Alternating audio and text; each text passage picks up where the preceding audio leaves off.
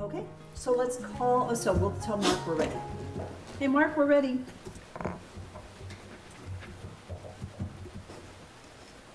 And I don't know if we're on. Are we live? Okay. So welcome to the Nampa City Council meeting. And it's really awkward when we're live and we don't have people here. Thank you. Shall I do that again? So welcome to the City Council meeting. As we begin this evening, we have Pastor Don. Is it Reinschler? Wrench. Thank you. I just totally messed it up. Would you like to come forward and open us in prayer? And we'll do the pledge. And thank you so much. Thank you. And it's with the Nazarene Church. So, Lord, it is with an honor that we are able to come together into your presence. We value these times. We put our faith in you, and we say that things always go better when we follow your wisdom, your direction, your guidelines. And we ask that tonight. We pray that you would give, again, that prayer. Give wisdom, give courage, give help to be able to understand and see things that need to be seen clearly. And I just pray that you would help each council member. Pray that you'd be with our mayor. Pray you'd be with the department heads. And we just need your help. So we give our thanks. We're thankful that we can share these moments together in prayer and have confidence in you hearing us. In the name of Jesus our Lord we pray. Amen. Amen. Flag's kind of hidden over there. I pledge allegiance to the flag of the United States of America and to the republic for which it stands, one nation under God, indivisible, with liberty and justice for all. Mayor, it's my pleasure. Don leads a Bible study I'm in at 7 a.m. on Monday morning, so this is the second time that I got to. That is wonderful. My honor. Thank you. Thank you so much.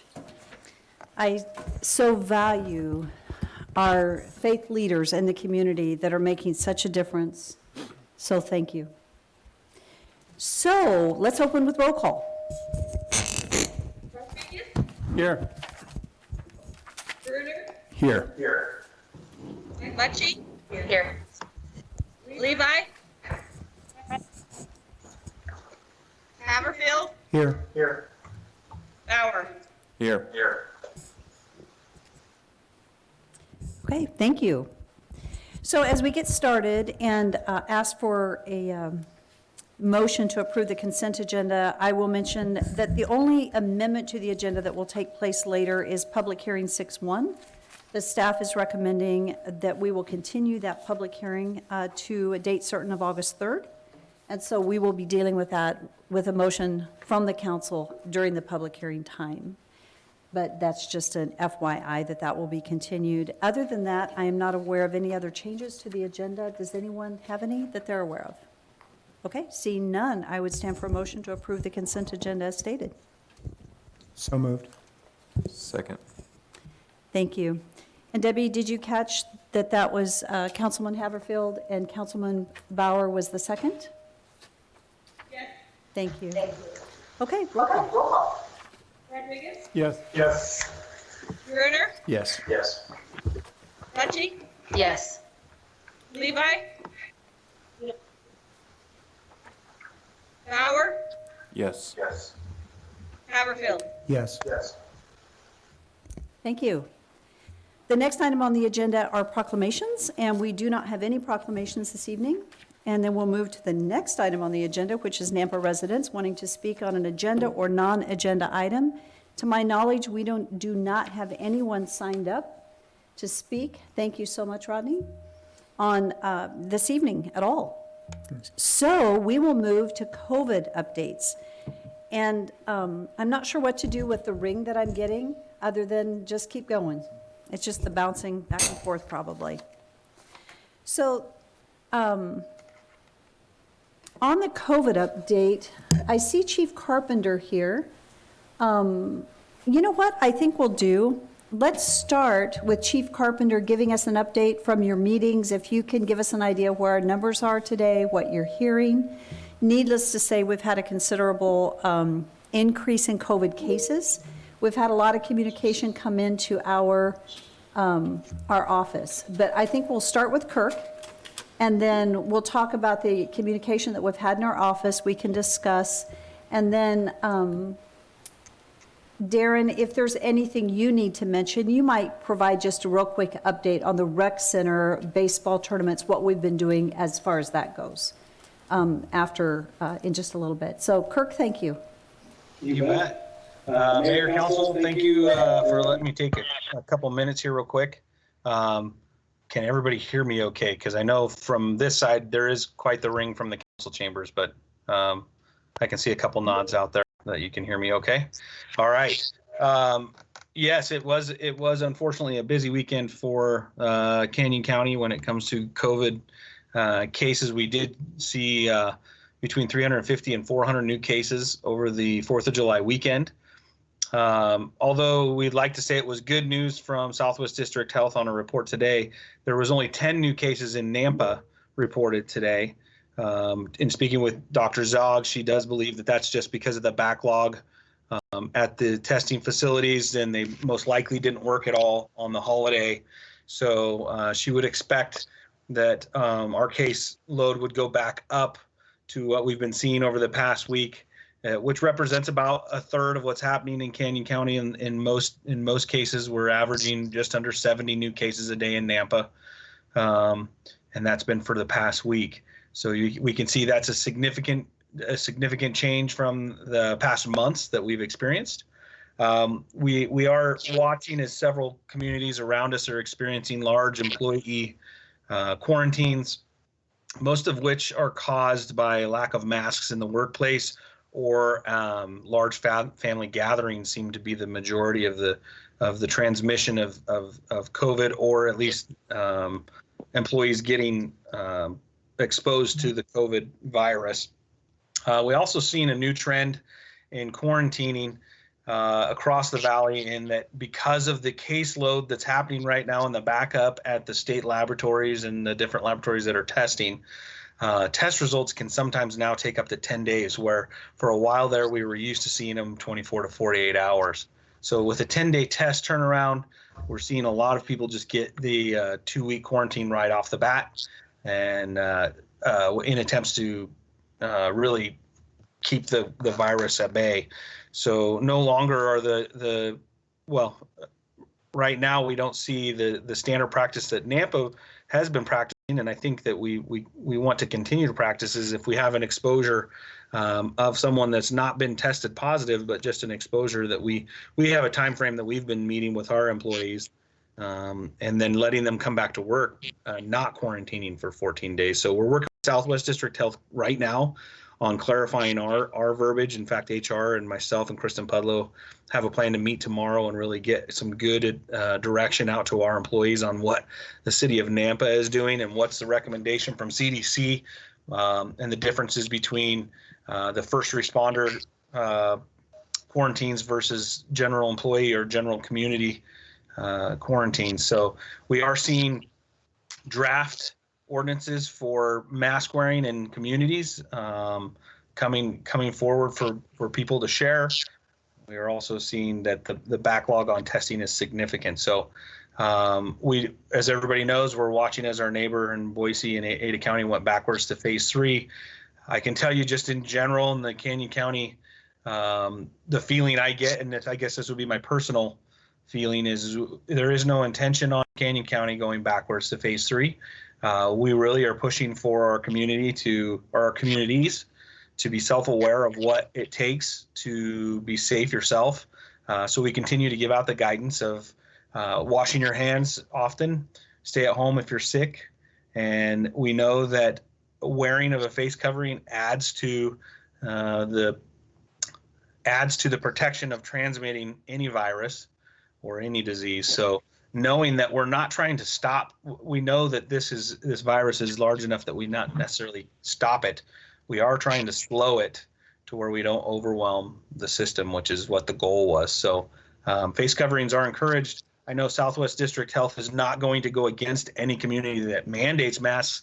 At the same time, as with, I would suggest, our leadership and the way that NAMPA is, we really want people to do that on their own, out of their own free will, and understanding that every time I throw my mask on, I'm doing my part in trying to keep our community operating and our businesses open, and by slowing the transmission of anything I may have. So, Mayor, I think that's the biggest update. We continue to work on those issues that are always seem to be looming, whether it's extended care facilities. We did get an update from Twin Falls today. The resource that we have in Twin Falls for any nursing home positive case is available, and it is not full like we had been told. So there is options currently, but Southwest District Health and Canyon County have been working really well with us to try and identify some solutions should we see a rise in cases in those very susceptible and population or vulnerable population that we have. So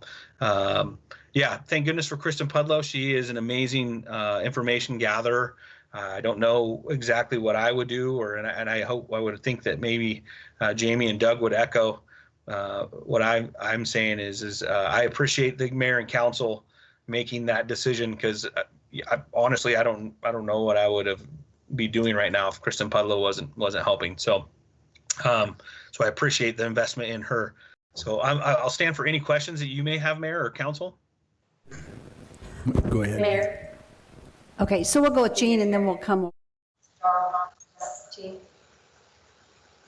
Sorry. Who was okay, thank you. Sorry. I want to just echo what Chief Carpenter has said and then add on to that. I drove by today on the St. Alphonsus Garrity testing site, and today we counted 75 to 80 cars in line. And I know people will say, well, we're testing more, but we're not just intercept testing people off the street. We're not grabbing them and saying, hey, we're going to test you today. Those are people who have either had an exposure or they're sick. And so we are seeing dramatically increased numbers in the hospitals. And I don't think the chief talked about that yet. Significant, where we were talking as a group Friday, we had 75 hospitalized in the state, and the majority are right here. So you have to remember where the bulk of the capacity is. It's also where the bulk of the infections are. So we are seeing a rise in hospitalizations, I think, between St. Luke's and St. Alphonsus just here in the Treasure Valley. We had about 3 2 weeks ago, and we were upwards of 60 this weekend. So significant in 2 weeks. At that steady increase, you will start to see healthcare providers have to make some tough decisions. So I know people don't like to wear a face covering, but it is a first line defense. I will continue to promote this. I've had emails from people asking that we mandate face masks, which I know we won't do out here. But I will continue to beat the drum that if you wear a safety belt in your car, if you put your kids in a life jacket, it's the same thing. It's a public health protection for a broad group of people. And if we want to keep our economy open and people employed, we need to have a unified message that it works. The mayor and I both had an exposure at the same time, and we both had face coverings on. We both ended up negative. So they do work. We should have, for every other intent and purpose, been positive from that. So the more that we all can do to lean in and do our part, I don't want the economy to shut down again. I saw that Central District Health is meeting tomorrow as a board to look at even going back to phase 2. We need to keep people employed and our economy open. So I would implore people to do their part and cover your face, wash your hands, and maintain physical distance. Thanks, Chief Carpenter. Yeah, so I guess, Mayor, to add on to Councilwoman Mucci's report there, as of this morning, reported from the hospitals, we are at 50% capacity. I guess for council and mayor to realize the emergency plans for surge would implement at 85% of capacity. So as Councilwoman Mucci stated, 2 weeks ago, we were less than 20% capacity. So it is something that is on the radar of both health districts as well as our hospitals. We continue to work through communication gaps, and it's just the process of something that's never been done before. And when you're dealing with private industry versus government agencies, multiple government agencies, it can become difficult. Oftentimes, I think with each of us being in a business or in a different agency, we wonder how come it can be so difficult. And sometimes it is a little baffling, but I can tell you that communication gaps are what we're dealing with most when it comes to miscommunication. And we're trying to fix those with all the experience we've had over the last 90 days. But we're still getting reports right now. Hospitals are capable of, are good where they're right now, and they're capable of more. But we did have significant increase over the last 10 to 12 days at our hospital capacities. The main question was actually answered. I was going to ask how many admits. So I'm hearing, though, Chief, Councilman Munch, you said 50%, we're at 50% capacity? And you said 60, that was 60. So do we have capacity for 120 patients, or what's the statistics, proper? What's our capacity for Treasure Valley for patients? Chief Carpenter, if I might, Councilman Bruner, part of what you have to look at too is they're going to report statewide what the capacity looks like. We have spots right now where we have hot spots in the Treasure Valley and Canyon County where our hospitalization rates are higher. So just because we have capacity at 50% doesn't mean we have local capacity at 50%. So I think we need to make sure that people really do understand the difference. Most of us are not going to go to North or Eastern Idaho for a hospitalization unless we have to. But our capacities are, we still have capacity, but they are definitely different significantly than they were 2 weeks ago. And we also have people now who are needing a lot of elective procedures that are really not something they can put off. And we really need to make sure we have enough capacity and the capability to provide the care that people desperately need. We also have more accidents during the summer, car accidents, traumas. So we have people coming into the hospital requiring ICU care as well, based on some things that are not COVID related, heart attack, strokes, and then a lot more traumas in the summer. So I'm paying down a little bit. So what is our total capacity in Canyon? I think, could you speak to that? Because I think first on the emergency calls, right. And because I get asked this. So what can we? Do you have that statistic? I'm gonna have to dive. The last report that Nikki sent to us. To me later. My other question is, are we actually holding in Nampa at St. Luke's and St. Helens? Because I just knew a couple, and they were moved to Boise. So are we not holding COVID cases in Nampa? The hospitals do it differently. St. Alphonsus has all COVID patients in Boise, rather than Having two hospitals. When Boise meets capacity, then they would start using Nampa. Using Canyon County. To my knowledge, Kirk, unless you heard differently today, they were not at capacity, and they have not started using Nampa because they separated theirs out. And so, Kirk, do you have any new updates today on capacity? Yes. Okay. I'll just have to jump over to my email because I actually was sent that report just a little bit ago. But you are right, Mayor. Both hospitals are actually trying to identify one location as their COVID location. St. Al's being the one that does it more frequently, as they're sending all their COVID patients to Boise. But if you'll give me just 1 minute, I'll jump over to my email and pull up the email from Nikki. Go ahead, Kurt. Yeah, just one more question while he's looking at that email. So, and Councilwoman Munchie, you can probably answer this because I keep hearing different things. So once you have COVID, all right, and you've quarantined, have we decided yet whether you can still pass it on after you have had, are you immune or not? Because on every week it seems like I'm hearing something different. Or do we have an answer? RNA virus for a long time. So that's why the recommended 14-day quarantine, it had been followed by 2 negative tests. There's been some movement away from that as we learn more around the quarantining for 10 to 14 days does seem to be kind of where the guidelines and recommendations are going now. So it's not finite. You can still have positive tests for a long time after you've quarantined. Just depends on the level of the virus that's in your system. Doesn't necessarily mean that you're going to be infectious 3 months later, but there have been people who have tested positive for a long time after their initial COVID test. And then also our hospital capacities change daily. So you might get this data today and it could change tonight. So it's really that fluid. So Councilwoman, it is. Test positive 3 months afterwards, you may be able to spread it, it just depends on the person, whether you're still liable to spread it to another person. Is that what I'm hearing? It does appear to be the case, and I'll let Chief Carpenter talk a little bit more about that, but some people seem to shed virus for a lot longer than others. I think, if you don't On mind. that note, I want to be careful because what we're going to deal with is policy around it. But as a council, I don't want to get into any citizen thinking we're talking and giving any counsel on medical issues, because we're not the ones to do that. And so I think I'd like to stay focused on policy around it, just because unfortunately, there's a whole lot of disagreement. Well, It makes it hard. Yeah. They're on the internal side, so I guess Yeah. I'm just wondering what they're seeing is if they can share that. So Yeah. if not, then that's fine. But that's, we're not getting asked policy questions. At least I'm not. I'm getting asked. And we'll talk in just a second before we, because I want you guys to know what we're doing internally, operationally as a city.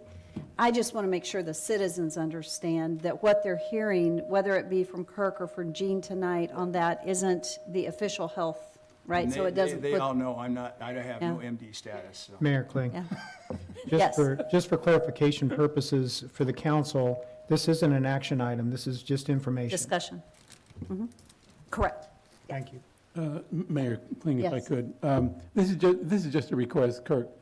So would it be in order to give us an update once a week, maybe? Every 2-3 days? Or, I would like one. I don't know about the others, but I would. What do you think? Gene, Kirk? Yeah. We already provide a weekly update to the mayor, and one for council would be very similar. Really what I would do is probably send through, whether it's through legal or through the mayor's office, just a request of what data you're looking for, because really we have access to the majority of data. So right here, for Councilman Bruner, we do have, this would have been as of July 2nd. In Canyon County, we have ventilator availability of 60 ventilators, and currently we have 52 available on the ventilators.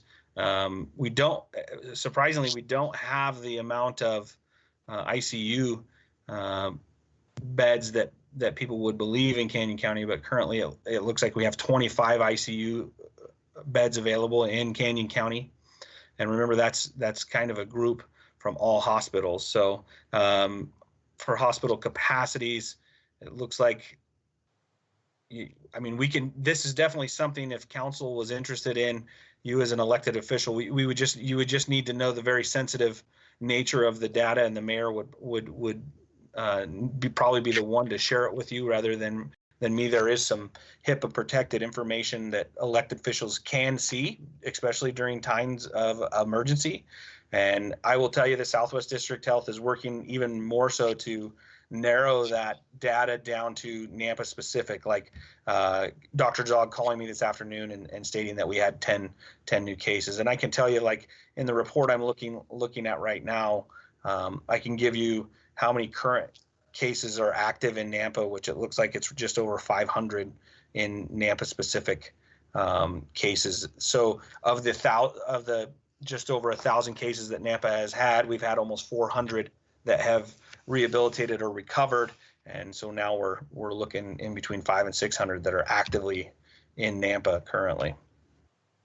But a once a week report is no problem, because we're already generating those for the mayor.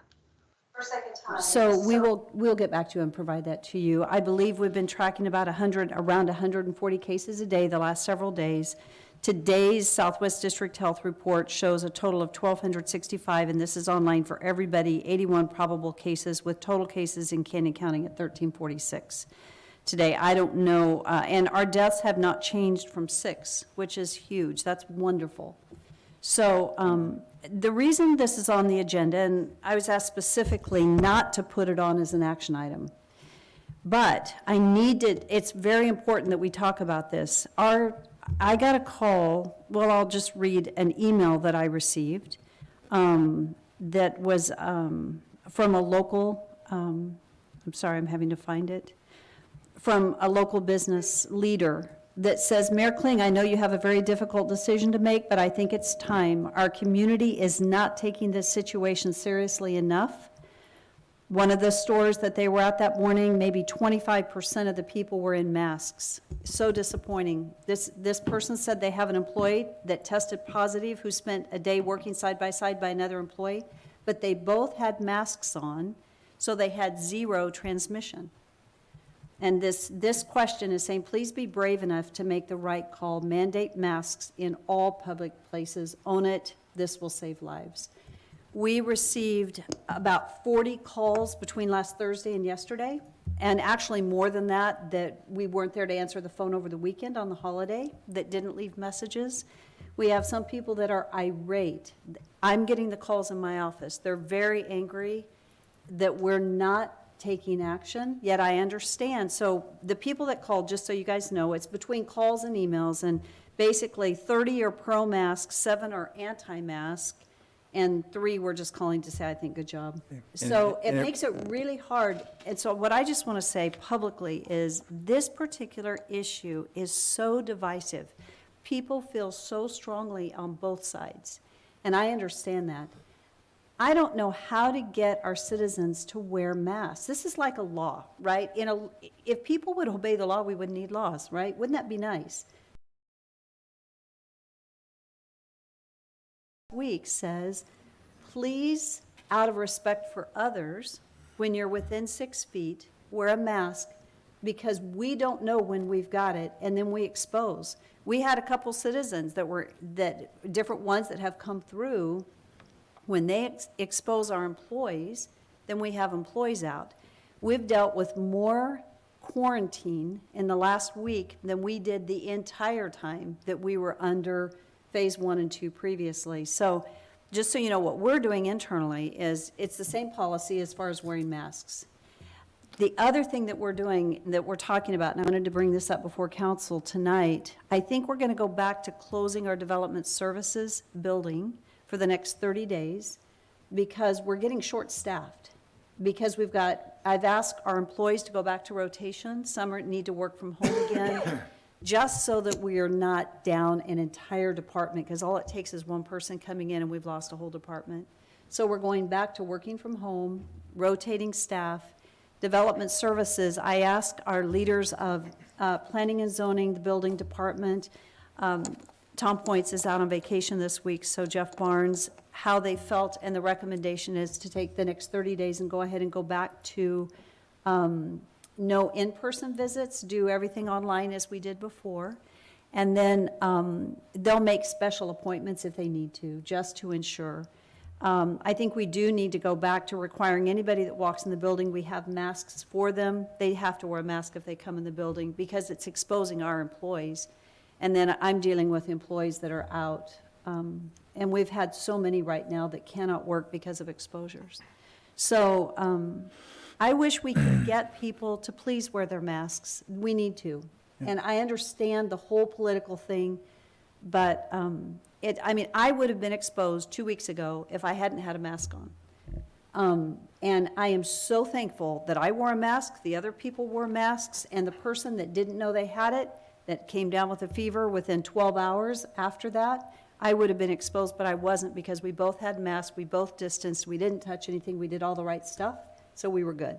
We just need our society to do that, because the goal is not to overwhelm our health system. Yeah. Mayor, if I may, that's a good decision, in my opinion, on the development office as far as what you've decided to do. And I'm not against masks. I have a couple questions, though. I just need a clarification. Then I'll just make a statement. So I thought I heard, I know it was a personal opinion from the chief, that you felt like Southwest Health District, because it's live here, and I want to make sure the audience, if they're listening, because I interpreted it differently, maybe. You said, Chief Carpenter, that you did not feel like, in your personal opinion, that we were going to go back to phase 3. And then I'm going to add on to that, I heard from Councilwoman Mucci, who is very much involved in the internal workings of the health system, that Southwest District was even discussing going back to phase 2. So I'm looking for some clarification there. Central District. The Central District, Ada not County. South, okay, so that's why I want to make sure we were clear, so I heard it wrong. So the Central District is, so the Boise area, Ada County. And just clarification, Mayor, you're not the only one getting communications, but my stats are a little different, and I didn't recognize any of the names that sent to me, but I've had 15 emails not against masks, but not wanting them to be mandated. I've had one email from somebody that wanted it mandated, so mine was a 15-to-1 ratio. Okay. I think we all have them because, Darrell, a lot of the people that you communicate, right, would have a position, right? They would have a I don't even tendency. know who they were. A lot They of them just were did- generic generic. email coming Yeah. through to me, so, yeah. It's difficult. I don't know what to do to encourage people to please help pause the spread. You know, what I said in my video is if we would treat others as we want to be treated, right? If you don't want your mom, who may have have underlying health conditions or a compromised immune system, to get exposed, you would either not be around her or you'd wear a mask. And so it's a difficult. We have to thing, put it, but Mayor, and this is another discussion, I don't want to get into the weeds, but how do we ever get through this? If a vaccine comes and probably 30% of the population will not take the vaccine, and we don't even know if a vaccine is going to happen. So how do we ever get past this if we don't have some herd immunity on this? For the younger folks especially. Yeah. And So- you know so what's great? Otherwise, is we're that- just delaying it. You're right. It is awesome that the younger generation is not being hospitalized as much. And I've also heard, I know with Jean, she's hearing from the hospital side and seeing those admittance. Unfortunate reality was we had some of our senior assisted living facilities that had it because employees brought it in. Some other good news was we've had several elderly people that got it and they're going to be fine. Our deaths haven't changed. That is great news. I have heard that herd immunity is more like 70%. I And- understand, but I know. And you are so, that's gotta get there exactly right. sometime unless we're going to be thinking this vaccine's happening right away, and And it's not. it's not been a strong history of that, so. So my job is, Enough of me, I'm sorry. that's okay. My job as mayor is to make sure we keep the city running, right? We need to make sure that we have water that's delivered, wastewater that's delivered, the streets department, the building department. We want to keep it all going. And so so that's why we're taking the action that we're doing to ensure that we can provide the services to our citizens. And so that's what's important on this side. And so we've got our policies in place. The only thing that I didn't mention, it has been recommended if we're going to close one building, that we just close City Hall also, and passports aren't open yet. So we may just go ahead and send out one press release saying that the city buildings, the downside of this is, and our citizens may be hearing this, and Rick shared this with me, some citizens are like, okay, so we're taxpayers and now you're not open. So if people feel that way, I want everybody to know, we want to keep everybody functioning, and that's why we're doing some work from home and trying to be careful, because we just can't have a whole department go down all at the same time, and then we can't provide the services. So we've been a little bit thinner because of the exposures this last week, and we want to just do a good job. So any other comments in this difficult discussion? Yes, Mayor Clay. Mayor, Okay, so, So we've got 3, so, let's go with Victor, Jacob, and then Jean, we're gonna come back to you. Okay, so Victor first. Yes, here's the situation that I'm involved with is that I also have been receiving a lot of emails from people. I don't know who they're from. It's a certain website, I believe. I don't know that they're, it says Nampa residences, but it's hard to say, but against mandate of masks. Well, here's, if they don't want to wear a mask, that's up to them, I guess. But it's not up to them to make me ill. And having been through bypass surgery, I can't afford that. I can't afford to get sick again. So I'm home all the time. Very few do I go out to. My first ribbon cutting was to the Kellers last week. But we all wore masks, and it doesn't hurt me, it doesn't bother me one bit. So if there are those who don't and won't, that's okay. Just don't come around me. or my family, or my mother, who's 90 years old, who's very isolated as well. So I hate these numbers, and the bad part about it is it's preventable. That's what it is, and I don't know why there's those out there who don't understand that. So I was worried from a couple of people that got it over the weekend, and I thought, oh my gosh, now what am I going to do? And it's a scary thought. Now that I saw my mother, I'm going, oh my gosh, now mom's may is a big word.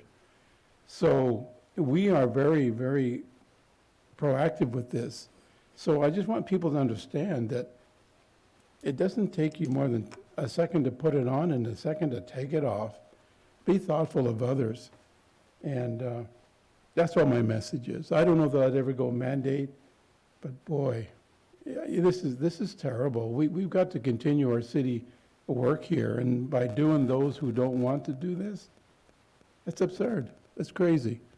And I'm sure people are going to get mad at me saying, well, because you're for masks and there's nothing there and it's all harmless. Okay, you can have that attitude, but to me it's not. So, thank you. Thank you. Councilman Bauer. Well, my wife told me not to say anything, but it's a divided, it's divided. I don't care what anyone says. So there's going to be people on either side of the aisle. I think even in the council, it's probably divided, maybe more so not mask. I don't know. So I just wanted to say, I'm not anti-mask. If a patient wants me to wear a mask, and wear a mask. But I just want the city of Nampa to know I will never vote to make a mandatory mask in Nampa. And I think the majority, I'm just going to step in and then Jean, you can speak. I think the majority of our council would not. I don't like the thought of mandatory. I just wish we would, out of courtesy for one another. It's like what you're saying, or when I go out in public now, as long as I remember it, I wear my mask, just because I want to be as protected as I can be and protect others just in case. Anyway, Jean? Thank you. All I really wanted to add was to Councilman Bruner's comment. I think that I would just suggest those with questions about how long they may remain infectious reach out to Southwest District Health for additional guidance. They really should be providing the broad level guidance at our county level, and they've been really great to answer phone calls and give guidance. So I put that in the chat, but that would be my recommendation. Some of the guidance changes, it's fluid, but they should have the most up to date. So I think that would be a good place to steer people. Thank you. Other comments? Okay, and I'm trying to think if there's anything else COVID related I need to update us on. I don't think, unless, Darren, if you'd like to just share what we're doing real quickly with the rec center and with our sports programs and our baseball programs. And swimming pools. I think we've done good. I think we've done pretty good. Good job. Yeah. Good evening, Mayor and Council. Just an update on some of our programs. You may have seen a week or so ago that we did decide to cancel the art festival. And that was a big event with about 15,000 people that attend annually. And so it just felt a little bit overwhelming, both health-wise and then the expense that we'd have to put out with advertising, and then not being certain where things would land when that event finally took place in August. But some of the events that we have coming up this weekend are, there is a baseball tournament at Stampede. It's not ran by the city, but it is ran by one of the youth organizations. They have actually split that tournament up. Some of the age groups are going to Cuna, and then some of them are staying in Nampa. There's about 12. They're from the Treasure Valley mostly, and then 2 from out of state, Eastern Washington, Moses Lake, and Kennewick. And so the other events that we have this weekend, we have the food truck rally goes to the dogs. It's a fundraiser. It's on Saturday from 5 to 9. And then we have movie nights, which start this Friday. And so that starts at right at dusk. And so we've been working with the Southwest District Health, I can't get that out, going over protocols, and so we've sent them our plan today. They'll give us some feedback on if they have any suggestions on carrying it forward or anything that other additional protocols that we need to put in place. But those are somewhat smaller events that we have that we're still planning on doing. But the rec center's open, golf seems to be going well. We're trying to do our best with education and social distancing, and then recommending wearing masks. So Mayor, if I may, so swimming pools, like, do you have a maximum number of young people you allow in the pool at one time, or how are we handling that now? Yes, right now there is a maximum of 100 people in each pool. We did go with 3 sessions a day, and so you have to do online registration, and so, yeah, there's a max. Darren, thank you. One thing I really appreciate, Darren's done a great job communicating with Southwest District Health on all of our events, making sure that it's meeting the criteria that they need. They have a liaison that talks, whether it be a food truck, whatever. It's an interesting balance of allowing certain things to move forward. The big things we have canceled, we did not take in a number of baseball tournaments that were moving from Ada County. We did not do them. I know NNU had a baseball tournament. They canceled theirs from, I believe, from July 1 to July 19 with out-of-state people coming in town. Yeah, all camps have been canceled as of now at NNU, so I don't know about outside baseball tournaments, but as far as, basketball, volleyball camps, baseball camps, those have been canceled, so. Yeah, I think we have, after this weekend, there's one other scheduled tournament. It's fairly small, but the tournaments that we've been running are typical for Nampa. They're routine. Other events that we haven't been allowing new programs or new large events to come and move over, so. I may even speak, just so people heads up, because there's rumors out there, as of July 9th, hopefully we'll find out that those who follow NNU sports, the fall sports, supposedly a decision will be made by the conference, GNAC, which of course that's spread out Alaska, Washington, whatever, whether there's actually going to be fall sports, and that would entail cross-country, volleyball, and soccer in the fall. There may not be fall sports in that conference. One comment, Mayor, if I could. Darren, I got to tell you, and to the council, that Midway Park, there's pickle butte going on out there, and you cannot get on those courts. Pickleball. Pickleball, yeah, pickleball. I'll tell you what, there's so many out there, and now the seniors have got it running over. That is awesome. That is so good. So thank you, and thank the council for seeing the preview out there. Man, that's just great. Yeah, pickleball, it's certainly grown in, Oh, it is, popularity, it yeah. is. I'll tell you what, from 8 o'clock, 7 o'clock in the morning till 10 o'clock at night, those courts are stacked. Great job. Thank you, Darren. So 2 other things under mayor and council updates. Braden is here. Braden, come on forward. I'd like the council to meet you. Braden is part of our mayor's teen council. Come on up here. You can come up and introduce yourself. Part of the mayor's teen council. He's actually interning in our office this summer. We are posting Kristen's position and don't have her there, and needless to say, we're buried, and he asked about an internship, so he has stepped in and greatly appreciate him in there. Would you like to tell him just a little bit about yourself? Hi. Like you said, my name is Braden. I'm going to be a senior at Columbia High School, and she's correct. I'm in Mayor's Teen Council, and I've been really grateful for this excellent opportunity. So thank you again, and thanks for your counselness. So his parents, I think your dad works for the state, your mom is? She works at St. Luke's. Healthcare provider, and so, and Braden's interest is political science, is that correct? That is correct, yeah. Yep, so we thought it's a perfect opportunity to learn the whole piece of what happens when it comes to a city. And I'm So- sure Braden plans on going to NNU after this year, right? Just kidding. Now, Braden, you would look really good in a blue uniform, you know that. Well, thank you. Right, Don? Purple, I'm okay. That's right.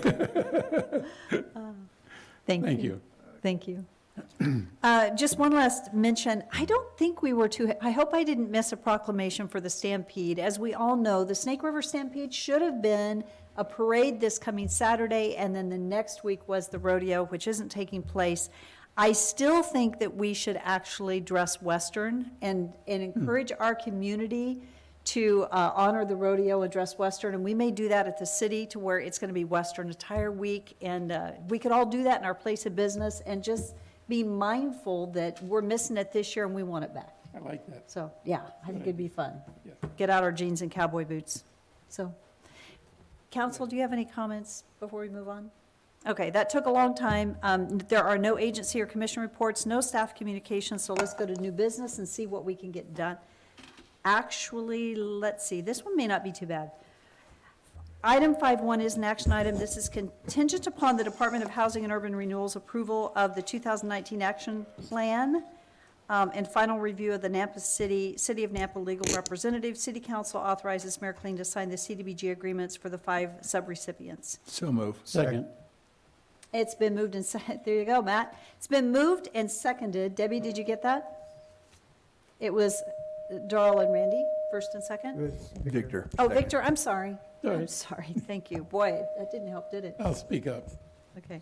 So, is there any discussion? No, we've been all through this Yeah. prior to, so. Yeah. Roll call. Mucci, Yes. Levi, Yes. Haverfield, Yes. Bauer, Yes. Rodriguez, Brunner, Yes. Okay. Thank you. Thank you, Matt. Appreciate it. Thank you for being here. Item 5.2 on the agenda is an action item. This is to request the council to award the bid and authorize the mayor to sign the contract for the Stoddard Pathway Extension Phases 1 and 2 to asphalt driveways and patching. And this is approved in the FY20 budget. So move. Second. Any discussion? Mayor Kling, Yes. just for clarification, the monies for this are coming from those grants, correct? Yes. Thank you.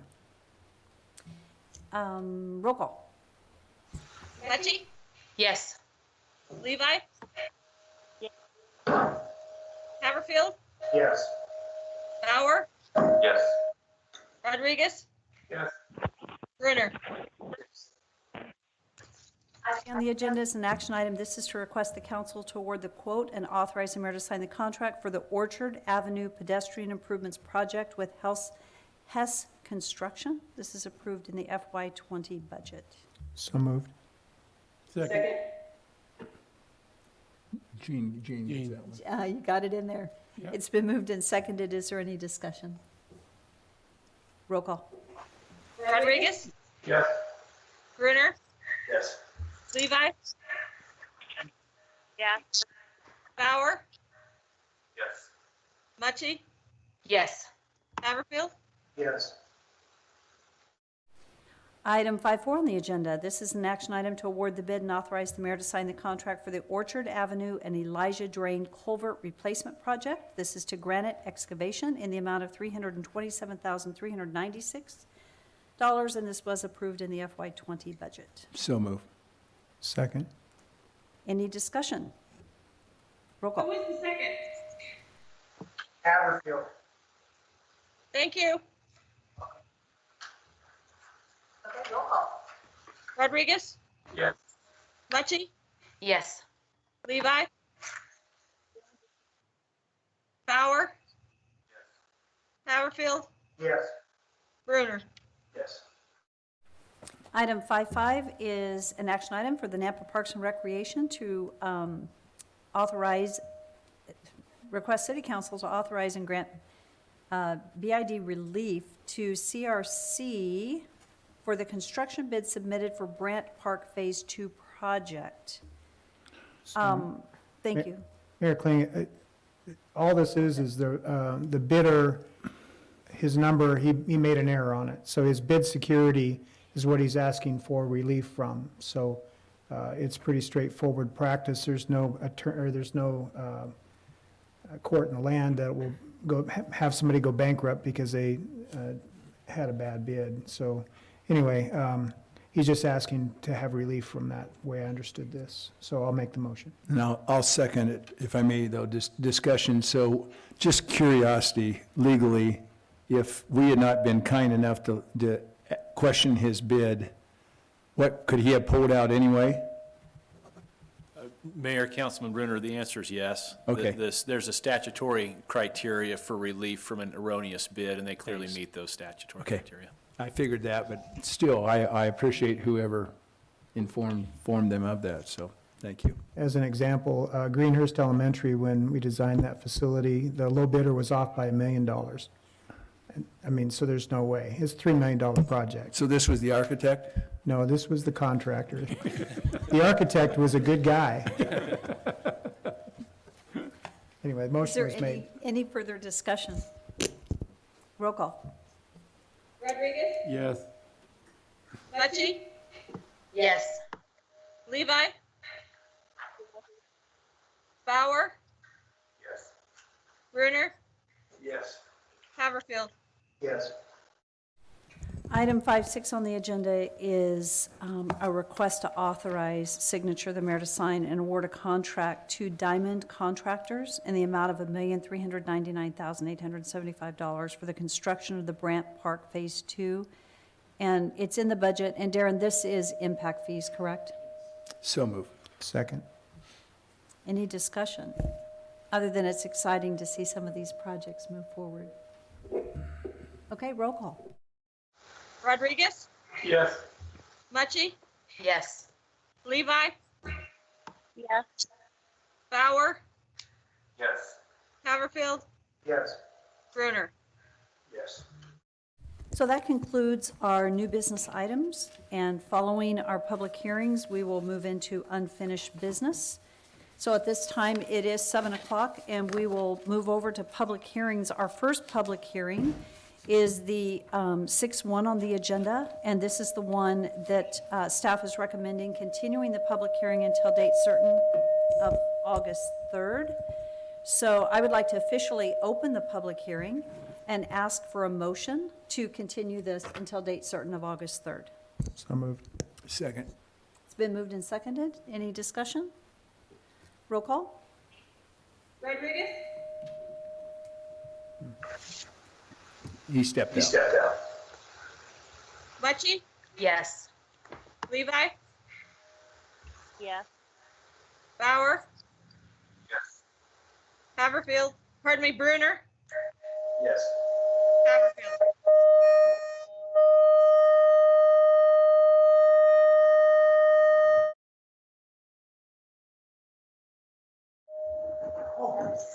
Yes.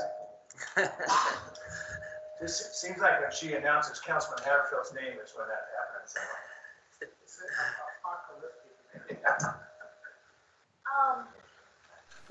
Rick, I guess the question is, who could help us with our audio?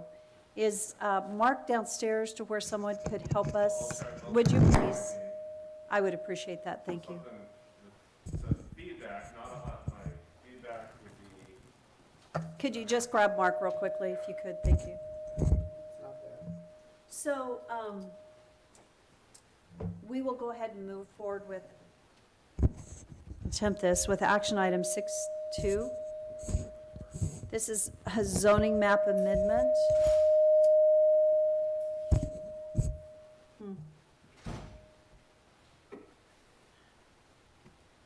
I don't know if I can. You guys see my screen? Would you tell Kristen? Christy, we're gonna pause for just a minute and try to figure out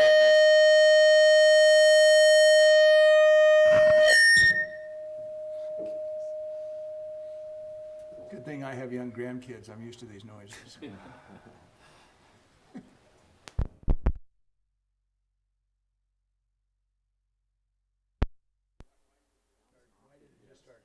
Does that help?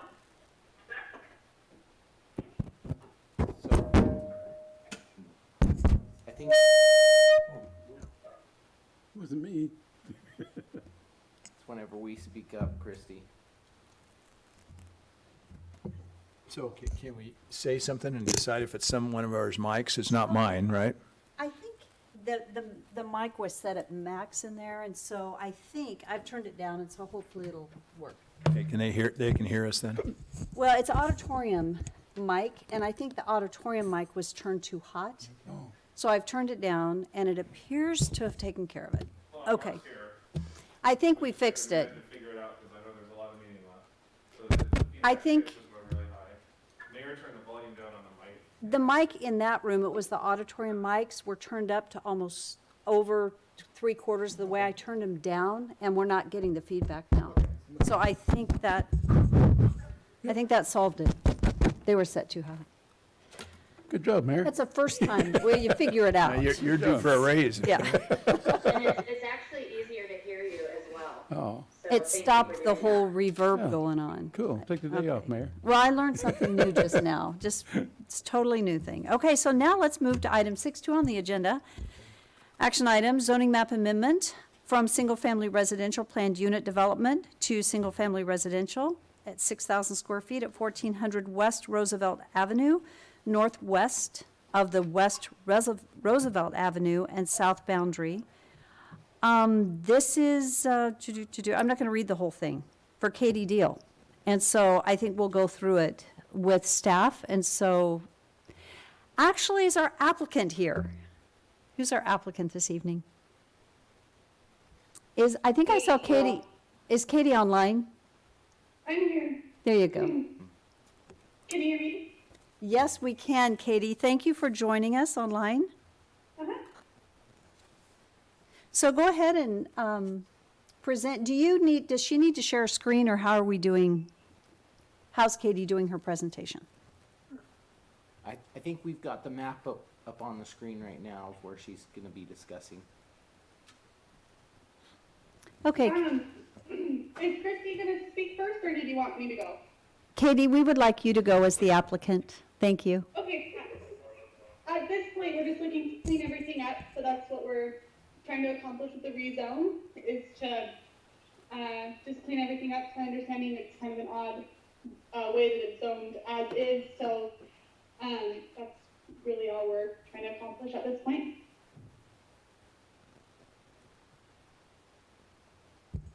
Okay. Well, Katie, then we'll go ahead and move over to Christy, who will give us a little bit more information, and then we will come back to you as we close the public hearing segment if we have any further questions for you. Okay. Thank you. Christy? Okay. So you can see my screen. Yes. I'm going to click through this and just make sure that you can see. Okay. It's Christy? working correctly. Okay. Christy, Thank you. Yes. sorry, are you? Are you on the application, or are you just streaming this? No, I'm on the app.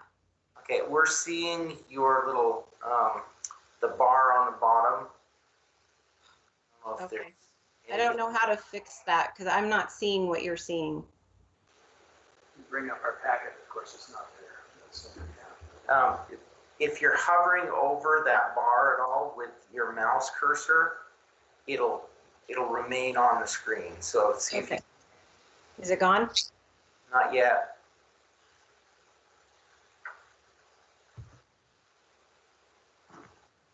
Well, we'll just have to deal with it, I guess. I'm sorry. Okay, thank you, Mayor and Council. Christy Watkins, Principal Planner for the City of Nampa.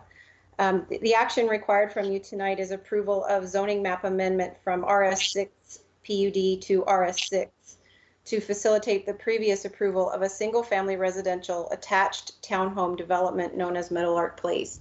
And as the applicant stated, this is a house cleaning item. So just a little bit of history on the property. It is currently zoned RS6 PUD, but it is completely surrounded on all sides by just straight RS6 zoning. Through research for the staff report for the conditional use permit for the townhomes and the preliminary plat that were approved in April by Planning and Zoning, it was discovered that the ordinance implementing the PUD needed to be removed to allow for the new layout for Meadowlark Place. This removal became a condition of approval for the CUP and the preliminary plat, and that's what brings us in front of you tonight. So this property was annexed in May of 1999. The PUD overlay was in place by ordinance number 3633, and the preliminary plat based on the PUD concept were both approved in November of 2006.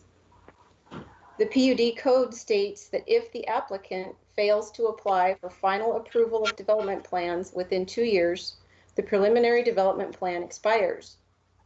In this case, the PUD overlay was implemented via ordinance and needs the act of a rezone to remove it.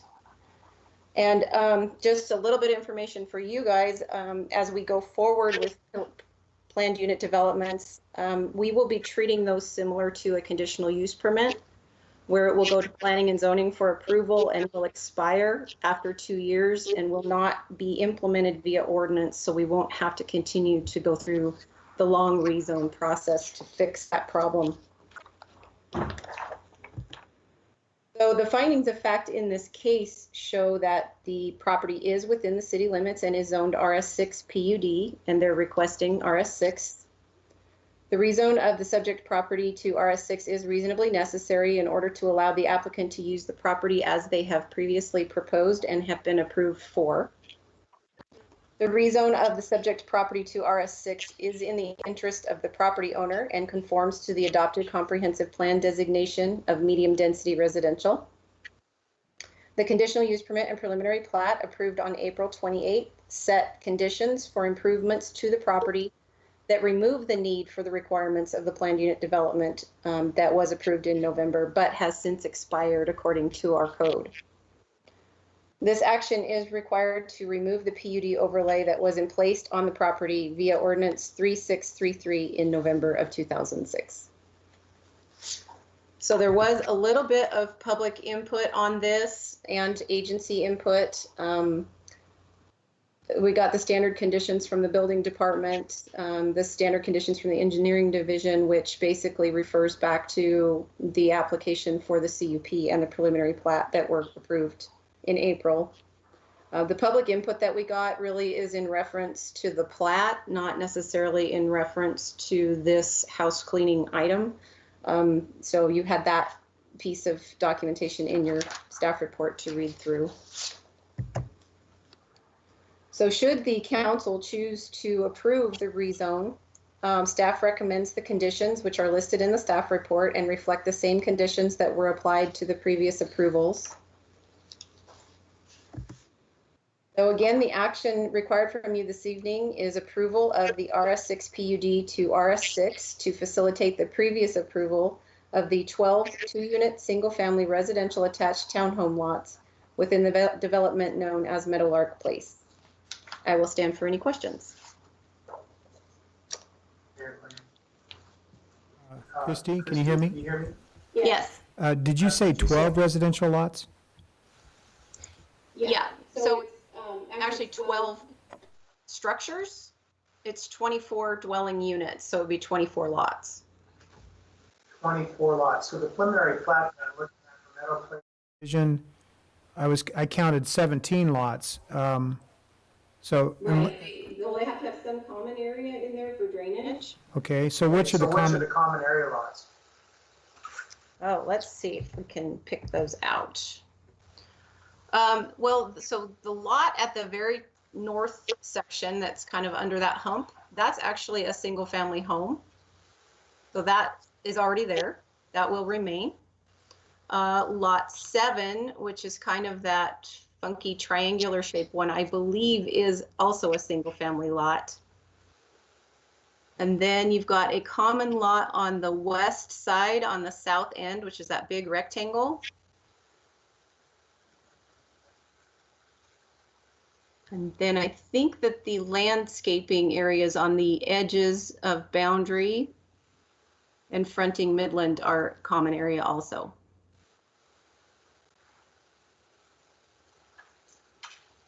Okay, I just wasn't coming up with the same count looking at the plat, but I understand what you're showing us now, so thank you. Oh, thank you. So Mayor, if I may, Christie, you're gonna have to, I guess my mind's fogged. When was this approved for the 12 two-unit single-family residence? When was that approved? Councilman Bruner, that was approved just this last April by Planning and Zoning. By P&Z, so it had not been before us then.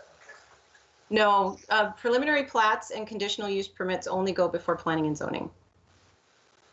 Okay, so design review and all that, that has been done also through planning and zoning, or is that still yet to happen? Design review does not happen in an RS zone.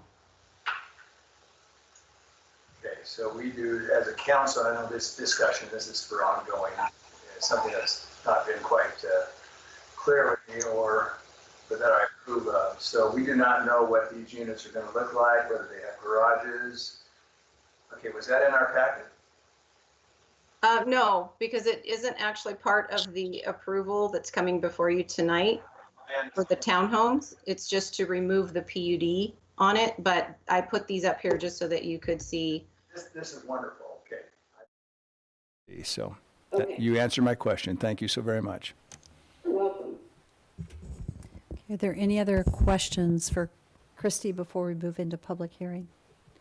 Okay, seeing none, we will go ahead and open public hearing. And at this time, I do not have anyone signed up to testify either in favor of or in opposition to. So, and Rodney, is that correct? That's correct. That's what I'm seeing? Okay. So with that, this would be an opportunity to ask our applicant, Katie Deal, any questions that we would have for her. And Katie, you would have the opportunity to share anything that you need to share based on the discussion that you just heard. So Katie, do you have anything you'd like to share? I guess one thing, if you guys were concerned about the design or anything, just a little bit of background about us. Our company, Ideal Custom Homes, has been a, my dad, Burke Deal, he's been a contractor on the Valley for 25 years. And our main goal is, to make these really nice. We're not going to rent them out. We will sell them. And our plan is to really have them designed well, really aesthetically pleasing. So just a touch on that just a little bit. But other than that, I don't have anything. Council, do you have any questions for Katie? No. And Katie, I know you guys have a great reputation. So I wasn't questioning. It's just hard for me when I don't see something and we go ahead and approve, even though this. Absolutely. Yeah. Thanks so very much. With that, I would stand for a motion to close public hearing, if I can say it. So move. Second. All in favor? Aye. Council discussion? I'll make a motion, Mayor, to approve the rezone from RS6 PUD to RS6 for the applicant. Second. Were there any conditions that we needed to add in? Also with conditions of with- approval. Okay. So any conditions as stated? That's correct, ma'am. Okay. Second. Okay. Any discussion? Any concerns about the way we worded? Are we good on the motion? Okay, you've got it? Okay. All in favor? Aye. Aye. No, this, Oh, I'm sorry, roll call. Didn't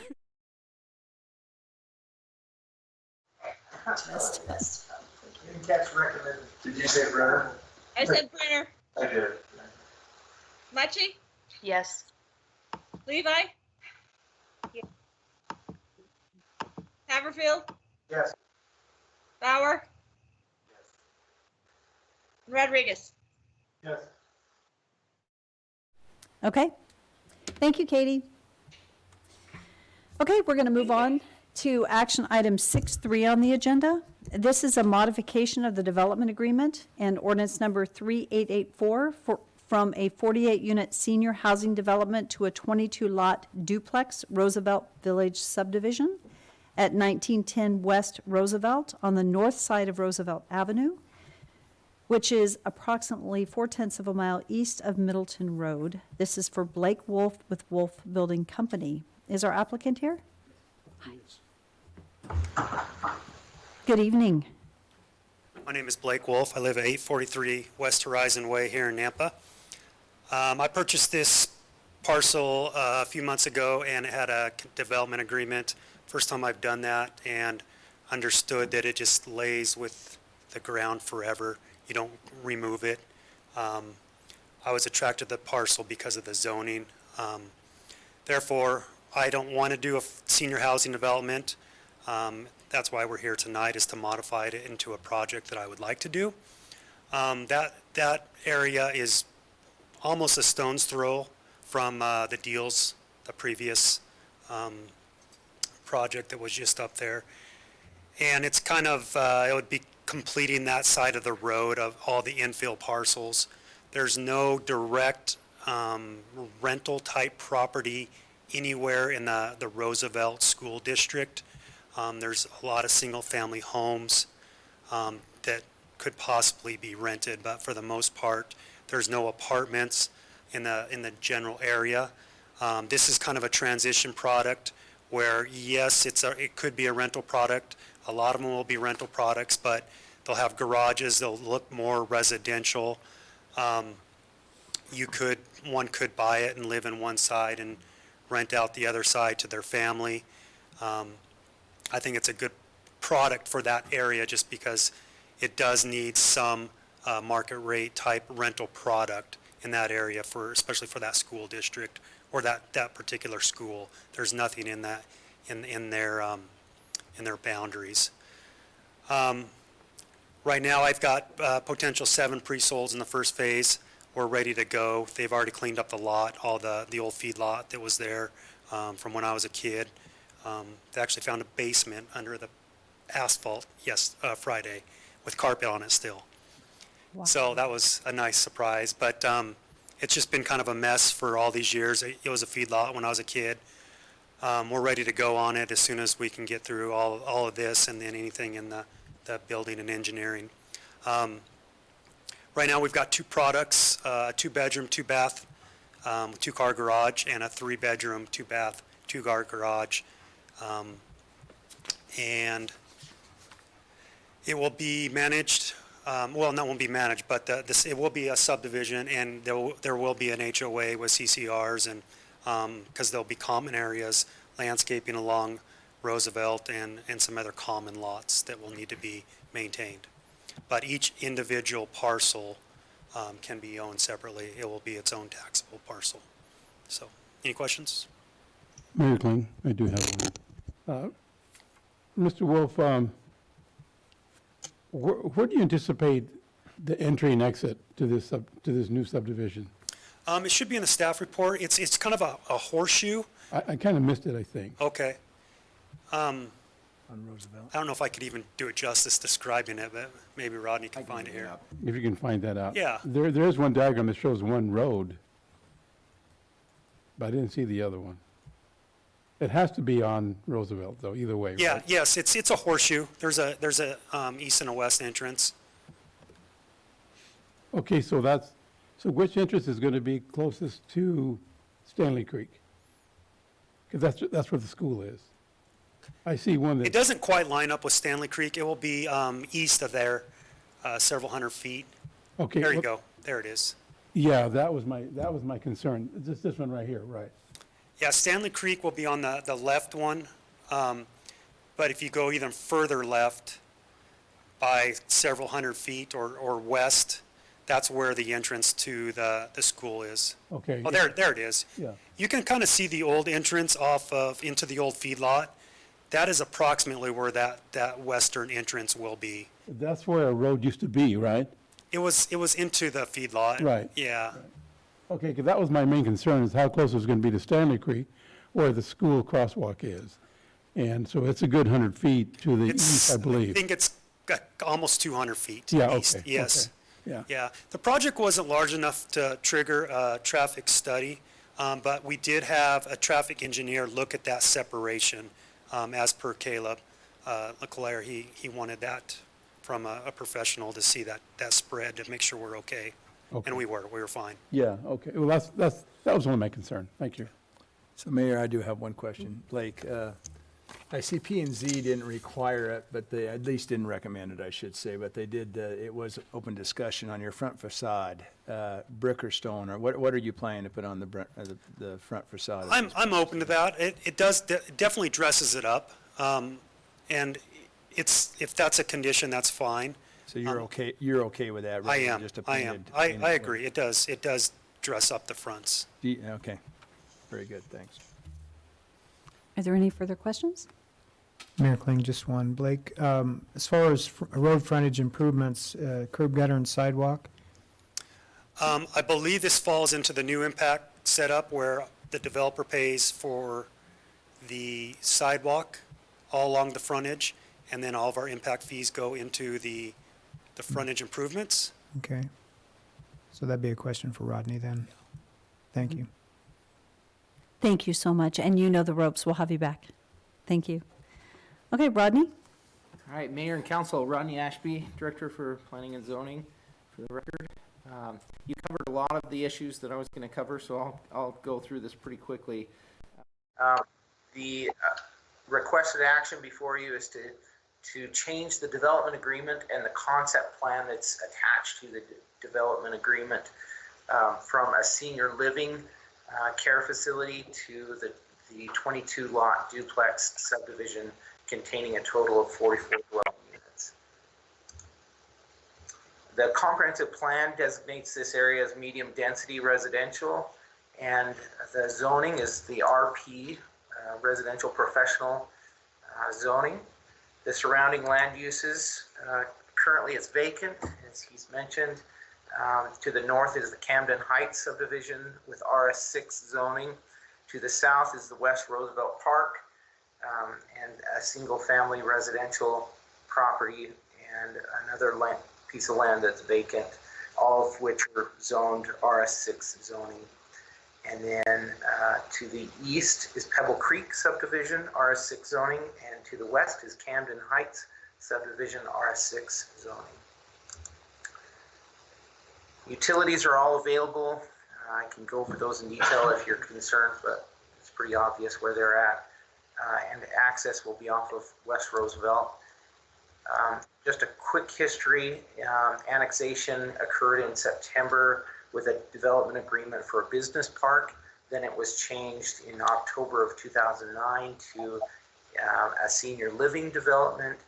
And now the Nampa Planning and Zoning Commission approved or recommended approval of the development agreement modification with the stated conditions that are in your packet.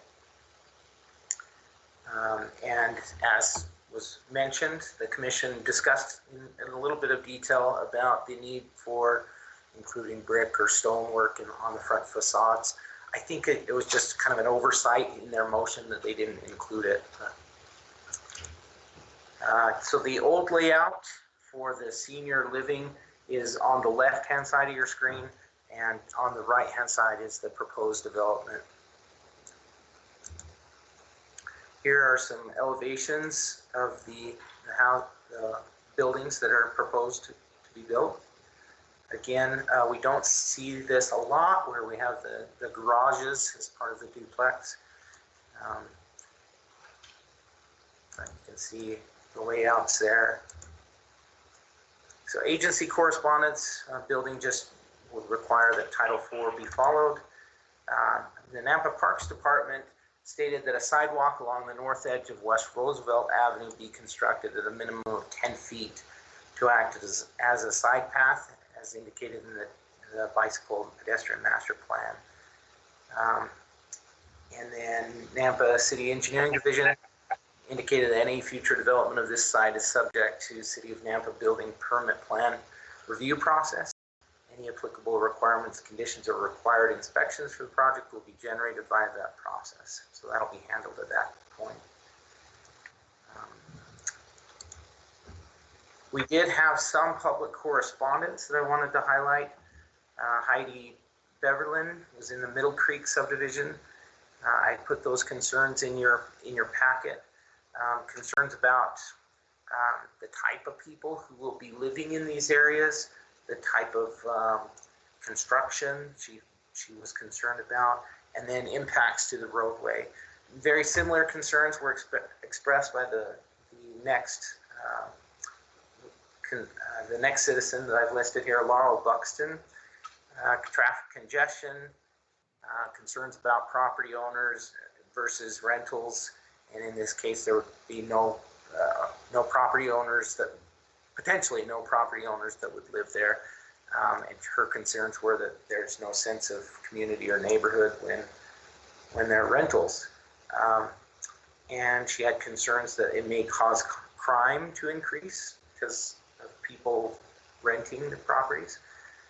She had concerns that the lots were too small, and just basically stated that it would be unsafe for the property and it would cause her property values to decrease. Marianne Montgomery also said that she was opposed to the duplexes, concerns about property values again, and concerns with traffic. So I didn't mention in detail, but the planning and zoning heard those concerns, and the commission basically stated that they found it unfounded. They didn't feel like those concerns would come to fruition with this type of development after they looked at what's being proposed, the quality of the buildings. Mr. Wolf mentioned the potential price upwards of more than $400,000 per building. Are you sure about that? Is that in our back? I think that was just a comment he made at the public hearing. So, I'm just seeing him shake his head. I can ask him later. yeah. So with those things addressed, the commission didn't feel like there would be an increase of crime.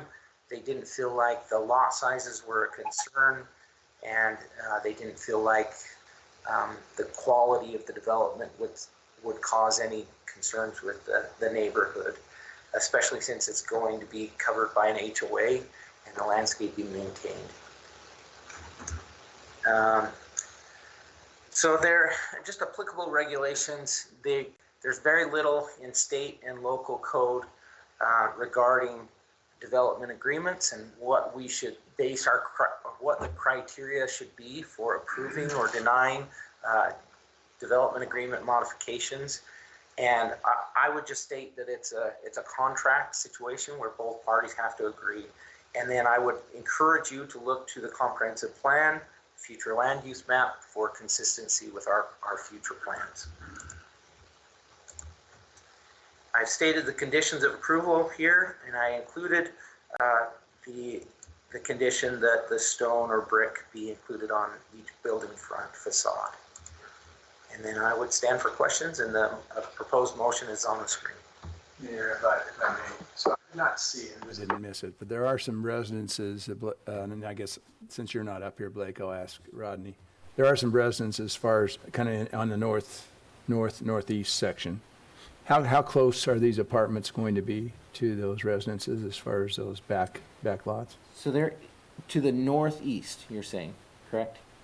So. Yeah, it's on a slant, so if you look at the map, it's mainly Yeah. to the north. It's it's going down. So there is the drain Right in between. that location. So there's a You mean fairly the good northwest? distance between. it'd Plus, be they have to go northeast. a distance away from the top of the bank. Blake is better at Okay. telling us exactly the distance. And but these are it's pretty good. 2 stories?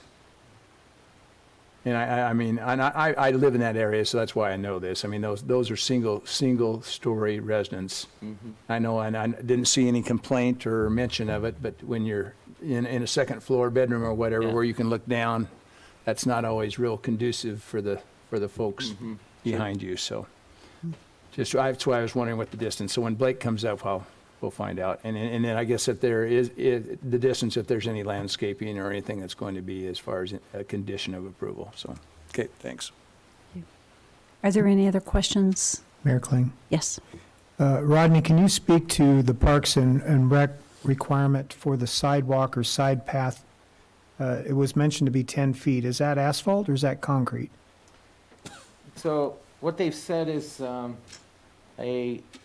that can be a asphalt pathway along. So would that be an extension to the current road section, or would it be a separated? I think I have some road, some pictures in here. I thought I had some pictures. There we go. Along here. The concern there is that in the bike ped master plan, they started identifying places where they could utilize a 10-foot pathway instead of having sidewalk and a bike lane. So this would be a multi-use pathway. It'd be plenty wide for both bikes and pedestrians to go along that. So it is different, though, than what is currently out there, and that's why I put these pictures in here, because it is just a 5-foot sidewalk running along Roosevelt there. And that was my question to Blake when he was up, as far as what the road improvements will be required to be. And the answer was a sidewalk, which would be a detached sidewalk if the road is not being widened. But what you've said here is that the option is for them to use a widened road section for pedestrians and for bikes. So I'm confused as to what direction Yeah. you're going as far as with the improvement requirements. I'm a little concerned with what we approved with the impact fees. So, this is Daniel. Typically, when we're talking about those widened shared use paths, those still would be detached from the roadway with a landscape strip in between. The roadway section there now would still allow for that within the right-of-way that has been dedicated. And we would look at that with the actual subdivision design drawings that we review and approve. Yeah. From above, Daniel kind of gives. Looking at what would be a continuity of continuation of a path, the 5-foot sidewalk makes more sense, so that it would be able to tie into the sidewalk that's to the west. Is that to the west? Mayor, Councilman Haverfield, that is certainly as our plans change over the years, they don't always fit together as nicely as we'd like. At the same point, this is the adopted plan, and we have to work around how those transitions will happen. And we would do that during the design process of how they connect to that existing 5-foot sidewalk until some future improvement happens to put in a full shared use pathway along the entire corridor. So as The condition of approval, we could make that direction, or we can give that direction tonight, that it would be a sidewalk, a 5-foot wide sidewalk to meet the requirement, not necessarily asphalt tying up to the sidewalk. Is that correct? That is your choice. Yeah. The adopted plan calls for the 10-foot side path. Mayor and Councilman Haverfield, and maybe Daniel here too. My Conversation with Caleb Leclerc was kind of a policy decision on how we make these transitions. And in this case, there is a sidewalk on one end of it, not on the other. And so what we suggested is if we want to go the sidewalk attached all the way along, we still do a 10-foot concrete sidewalk with curb and gutter. But if we want to do, if the developer wants instead to have a detached pathway, asphalt, they wouldn't have to put in that curb and gutter. So it's likely that most of them are going to go towards the asphalt because it's a lot less expensive and a lot less engineering to do. But that was the direction I received from Caleb, Daniel. I would like to see what is in the best interest. Pedestrian. A detached sidewalk makes a lot more sense than an attached or a widened road section where traffic could still be running down that road too close to people walking. So I would be more in favor of a continuation of the sidewalk as a tie-in as opposed to a section of asphalt myself. That's my concern. And in the future, if the road is widened, then the road is widened, the sidewalk's detached to begin with. So, I guess the design would take into consideration future expansion or widening of the road. So, Mayor and Councilman Haverfield, I better make sure I'm clear on this. When I say the asphalt, we're talking about detached, so away from the roadway. There'd be a separation between the roadway and this asphalt pathway that would be set back away. This is brand new to me. I'm seeing this kind of for the first time, and the sensibility of it. I guess I just need to have a little bit more clarity on what you're describing to us. Because the picture on the left shows a sidewalk and asphalt to it. The picture on the right just shows asphalt, no sidewalk. Yeah. And I'm used to seeing, even if it's a roll section of asphalt, a detached sidewalk that would be more in line with what you have on the left picture, as a continuation of someone walking along that road and not necessarily walking next to where the traffic is going past it, which is an unsafe condition. Yeah. So clarification, if I may, Mayor, for maybe this is Councilman Haverfield and Rodney. So are we talking about the asphalt being closer to the buildings than the road, or vice versa? Correct. So the asphalt, you're separating that away from the road, and so there So, would so be, the sidewalk would be the closest to the road. the sidewalk would be the. And then you would closest. have maybe possibly some landscaping or something between the asphalt and, or rock or something. Okay, that helps me. What I think I understand is that this provides a wider pathway for pedestrians and bicyclists, and it's detached from the roadway. So it's much safer because they're not riding on the roadway. It is a detached area that allows for bike and pedestrian pathway along that area. That Is is that correct. correct? Okay, Okay. and I'm sorry if I'm not seeing it. The picture on the right just shows a road, extra width to the asphalt section of the road. So that's actually only a driveway. All it does here is basically ends, and then after this little driveway, this asphalt section right here in front of that driveway goes away. This is just a asphalt apron getting onto the roadway. So There's no sidewalk, there's no facility on the west, or on the picture on the east side looking west. So someone going west would be, if they're riding a bike, they'd be in the actual They'd be in road the section. road. And then they'd have to deviate, get over to get on this path that we're creating. Correct. To take advantage of the safety feature that it would That's give correct. them. Okay. Thank you for the opportunity to clarify, because I agree with you, it was difficult to envision. Yeah. Yeah. Well, yeah. Thank you. Okay, so are there any other questions for our staff report? Mayor Kling. Yes. I noticed, Rodney, in a couple of these this evening that the fire department has made comment about decreased response time on these new developments. And although they are recommending approval, it appears that they're calling out the need for increased personnel and stations. How much do you think that's going to impact their ability to respond in a timely manner if we're approving growth without the appropriate public safety infrastructure? Mayor, Councilwoman Mucci, I hesitate to speak for them except to share what they provided, and that's in your packet. Generally, both police and fire are now responding to all developments where we're proposing new housing to say, hey, we're already behind our goal of per capita police officers and fire department personnel per 1,000 residents in Nampa. So we're increasing that number every time we approve a development with housing. Are we considering the impacts to public safety? Are we considering that as part of the budget? I think that's their goal there, for us to be thinking about every time we approve a development, we should be thinking this impacts our ability to respond to emergency situations. Thank you. Thank you, Rodney, for sharing that.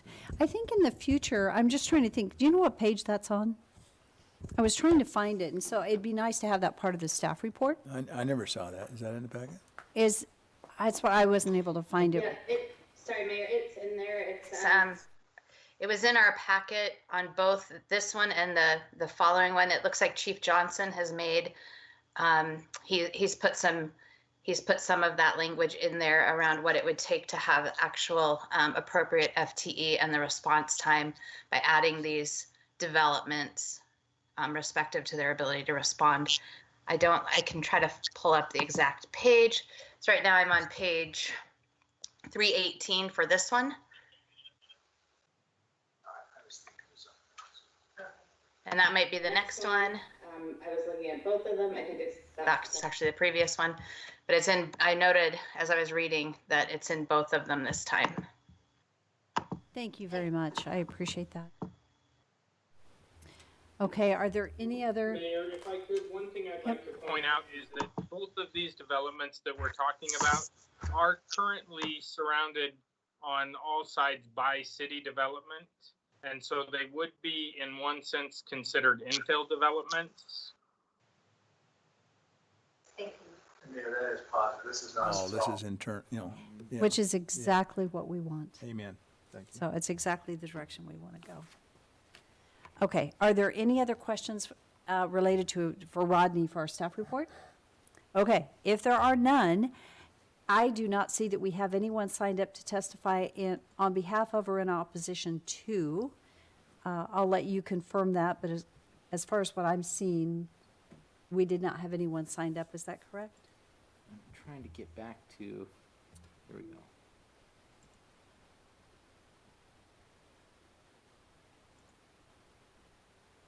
That's correct. That is correct. Okay.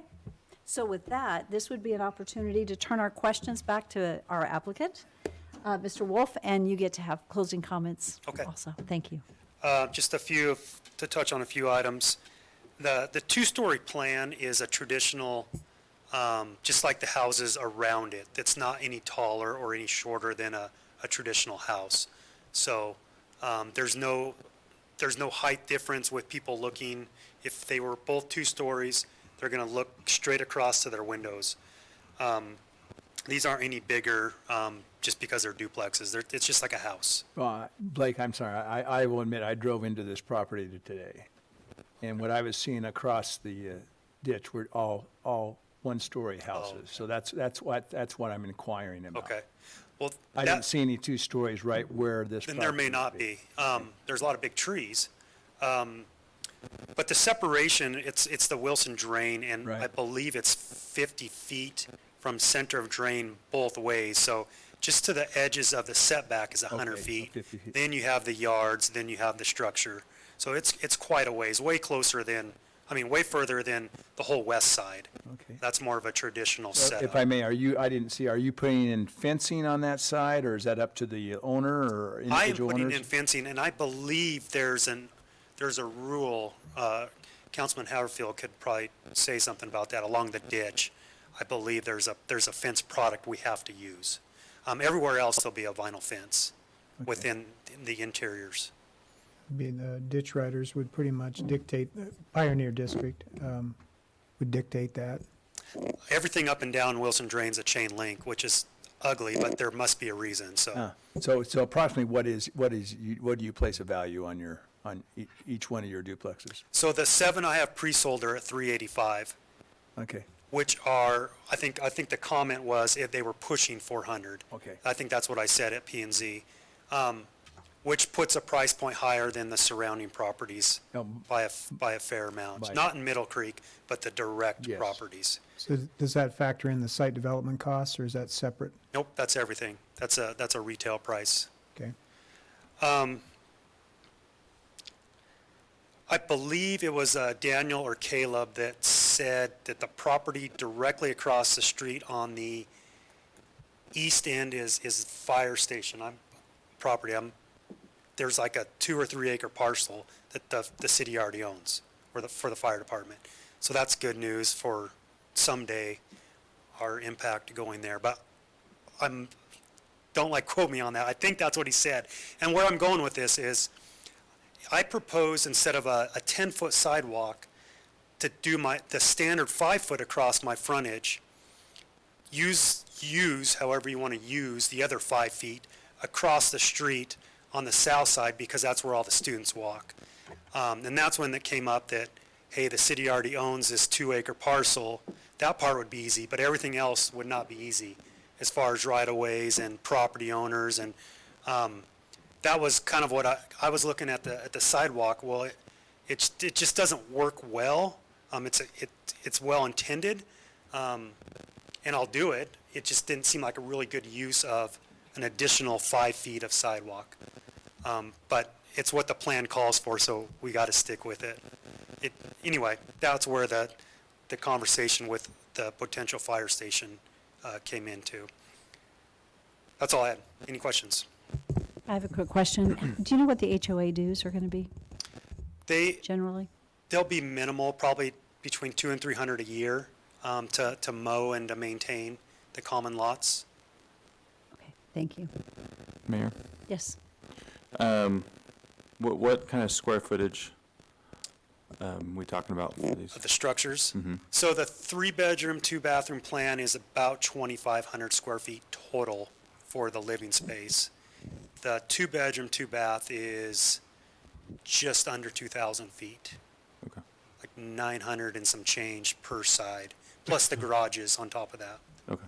I have the same concerns as Gene, but more towards police, just making sure that we're not bringing in developments that are going to bring in crime. But I like the HOA.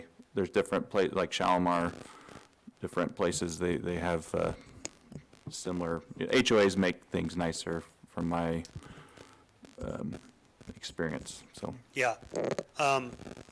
There's a lot of different opinions about rental properties. The owners have great competition, so it's in their best interest to keep their properties really nice, because they have other people that are wanting their client, versus a homeowner that may have never owned a place before, doesn't know how to upkeep a place.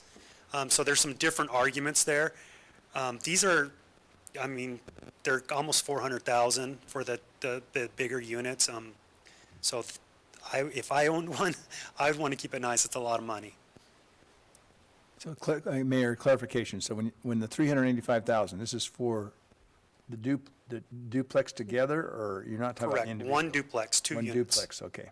Correct. So when you were saying the 3-bedroom or whatever, the 2,500, that is each one, but each Yeah. unit would be one half, Technically, it's a one half of that. 6-bedroom. Yeah, Got it. technically, it's a 6-bedroom, 4-bath. Yeah. Okay. Are there any other questions for Blake Wolf?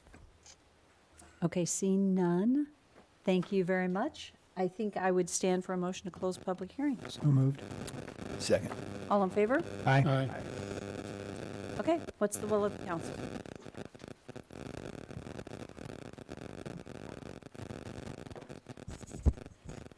I'm waiting to read the proper thing, but somebody hurry up and go. Do you want to put the motion back up on the screen?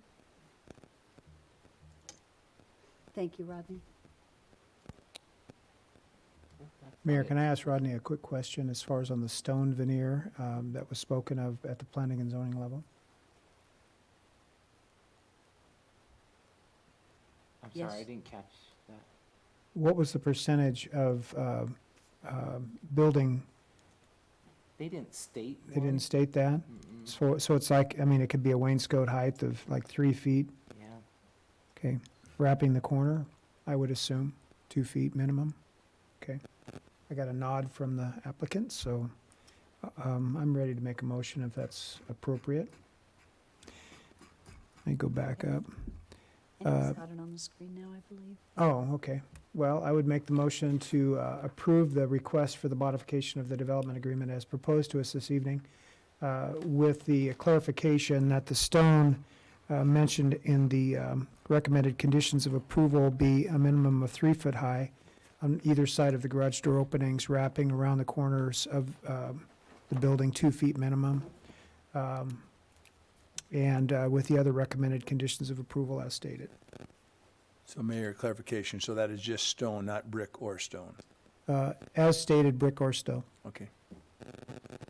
Second. Okay, it's been moved and seconded. Is there any further discussion? Roll call.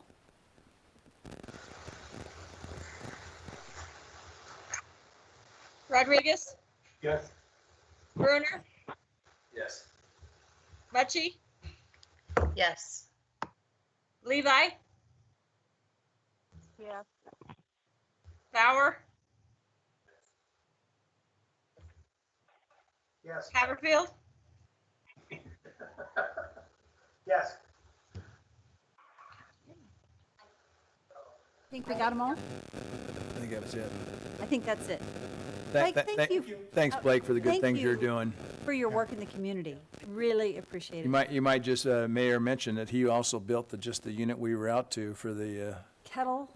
Yeah. Quartz, Metal, yeah. metal, I'm I sorry. even witnessed your jump shot there. Oh, that was so bad. I didn't know she was Don't a, say anything, but I didn't know she was a southwah till I saw that. I am, I just haven't been shooting hoops for way Apparently too you long. Missed you, Dr. Bauer, by the way, over My there. brother got married that day. Oh, well, Thursday. I guess that's a fair excuse. So you're gonna help with the Resto Clean building as well? the what? The Resto Clean? That's right. I don't Dan. know if Lance is gonna have me do that or not. Oh, okay. Anyway, you're doing a lot of different projects, and you're doing them well. Thank you. Thank you so much. You're welcome. Appreciate it. You're welcome. Take care, thank you. Okay, so we have 2 more public hearings this evening. The next public hearing we'll move to is item 6.4. This is annexation and zoning to RS7 for Heron Ridge subdivision at 0 West Greenhurst Road, located at the southeast corner of South Middleton Road and West Greenhurst Road. For Schultz Development, I think Matt Schultz is here, our applicant, so thank you for coming forward. Go ahead and state your name and address again. Thank you. Mayor and Council, Matt Schultz, 8421 South 10 Mile Meridian, here on behalf of Schultz Development. Don Brandt called me last winter and said, hey, Matt, you want to help us out with a piece of property I've owned for over 40 years? And I was kind of excited about it because we told me the location, like, really? You got property out there? But he does have property out there that he's had since 1977, I believe, and asked me to take a look at it. And his intent is to go high retail on it and sell to a group of builders, not any one big builder like he has done before, which is fine. But in this particular instance, it's going to be more of a custom builder team, 3 or 4. We got a great location, obviously, right across the street from the golf course and right next to Summit Ridge, which M3 is doing directly to our east. So when I did a layout on it, I laid out a mix that I would do anywhere in South Nampa, South Meridian. We're just wrapping up Lava Springs right now in South Meridian, and it just happened to fit in with what we think is the appropriate zoning. You know, a mix of 6 to 7 to 8 to 10,000 square foot lots, average 8,500. Like I said, high retail homes probably are going to be on the low end, probably 350, and the high end over 500. And cross our fingers that things kind of continue as they are right now. So as we did the layout and looked at the zoning, we matched up lot for lot with Summit Ridge to our east, and that's a lot for lot matchup. Just match up with them, and then on the north, we've got Greenhurst Road, and on the west we've got Middleton, and on the south we've got kind of a high ridge canal pipe. It's a pipe ditch delivery. Most of it's pipe. We're going to pipe the rest of it on the east end before we're done. So we're kind of surrounded on 3 sides by some physical features, and on the 4th side we're going to match lot for lot. To kind of speak to some of the issues that came up earlier tonight, we are going to do a 10-foot detached. We just thought about just doing concrete, extra wide sidewalk detached at the ultimate right-of-way width, even though the road width is going to be out there a ways, big wide borrow ditch. We had to put a turn lane in per our traffic study. 10 foot on both Greenhurst and Middleton. And one of our neighbors, that 5 acres, that little notch out on the northeast corner is Steve Kren.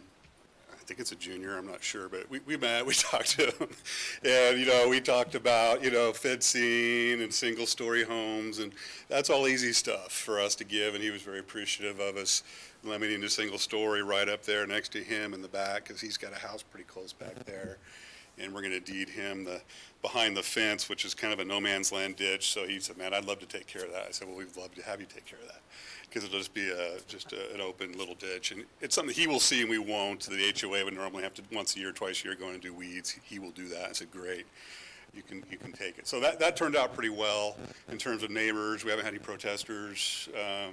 One of my dirt excavators lives across the street in the golf course. He kind of grilled me on the kind of homes we were going to do and who's going to be in there. He's like, okay, sounds pretty good. So yeah, I'm excited about it. It'll be 3 phases that we're going to do it. Starting, we got a big, there's an extra wide buffer on Greenhurst because of a Boise Bureau of Reclamation, Boise Project Board of Control facility that needs to get moved back out of the right of way. And so we're going to have extra wide landscaping there to get them out of the right of way. And it's always a joy to deal with the federal government because it'll take several months, but we plan on piping it this winter and having a first phase this time next year.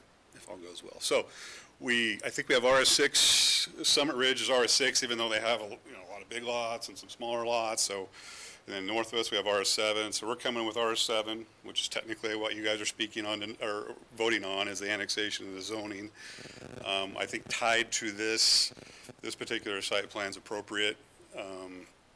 And like I said, we're excited. We think it's going to be a high-end development. We're excited about the area and the momentum that's out there in that area. And Don Brandt's finally going to do it here since 1977. I looked at the deed. He said this is 1977. So that's my story, and I'll stand for any questions. I don't think anybody's here to talk, but just me. So. I have a quick question. Oh, go ahead. Just a quick question. What are your lot pricings going to be? Dawn asked me that about a month ago, and I said, don't worry about it right now. We're going to set those in January. But honestly, if I were going to set them today, these lots, I'm just going to say, for example, and I don't want to say Nampa is less than Meridian, but I'm just going to throw out some numbers here so you guys can see what it's going to, it's less large than Meridian, let's put it that way. They're not smaller, they're less large. So instead of being extremely expensive, they're just going to be expensive lots. So these same lots in Meridian would be over 100,000 right now. I say in Nampa, they're going to, some of them will be up there close to that. I don't think there's going to be anything under 75. I'm hoping. We'll see how it goes. But we'll get them we'll get as much as we can. As much as the market will bear, and that market keeps bearing more and more, which is crazy what they started getting at the last phases of Lava Springs. Over 80, and homes in the $500,000 range, some of them out in Lava Springs. And we just wrapped up 275 lots out there over the last 4 years. Finishing that off. We're in the last phase. They're building the homes in the very last phase right now in Lava Springs, in between the two canals on the south side. So yeah, it's good. It's good I'm excited for Nampa. They're just about a $25,000 or $30,000 difference between South Meridian and South Nampa. And if South Meridian's 150, that means Nampa's 120. It just tracks along at kind of at that range roughly, as I've seen over the last 20 years doing development and being involved in some lot sales. I'm more of the project manager. I do this. I manage the engineers. I manage the contractors, deliver the finished lots, and usually for a developer who sets those prices. So I kind of see them, but I'm not directly involved in it.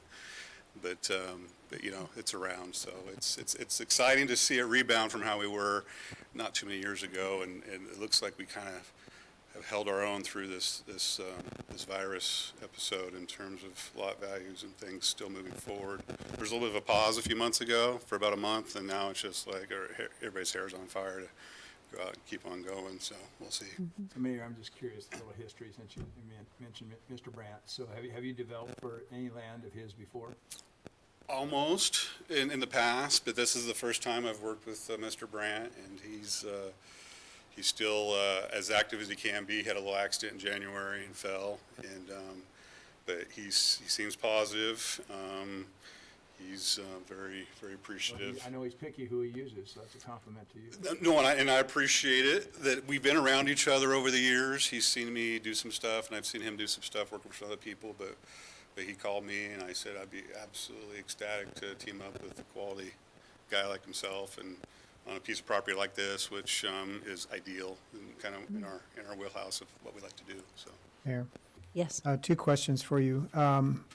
There appears to be the potential for a crossover access to Summit Ridge up there behind Steve Kren's property. Is that just an emergency access only? yeah, thanks, Mayor and Councilman Haverfield. I'm a little disappointed that there wasn't a stub street for us to connect to, but they did have an emergency access that they in turn goes out to Greenhurst that we're connecting into, so it'll be like a T. We're connecting into their L, a backwards L, and making a T there. So it's an emergency only, pedestrians. So it's restricted access? Restricted access to pedestrians and emergency only with some bollards. The fire department can get through there. Right. So to follow up on the mayor's question to you, are these lots for sale only to builders like Summit Ridge, or are they going to be open to anyone to buy them? Yeah, thanks, Mayor and Council. Typically how these builder teams are structured is we'll however they get involved. I'm sure Don will say, I'd like to use these 3 or 4 guys, and we'll have a lot lottery where they all put down their earnest money and pick their share of it, and we'll move through them. So anybody that does move in there would buy a house from one of those 3 or 4 builders.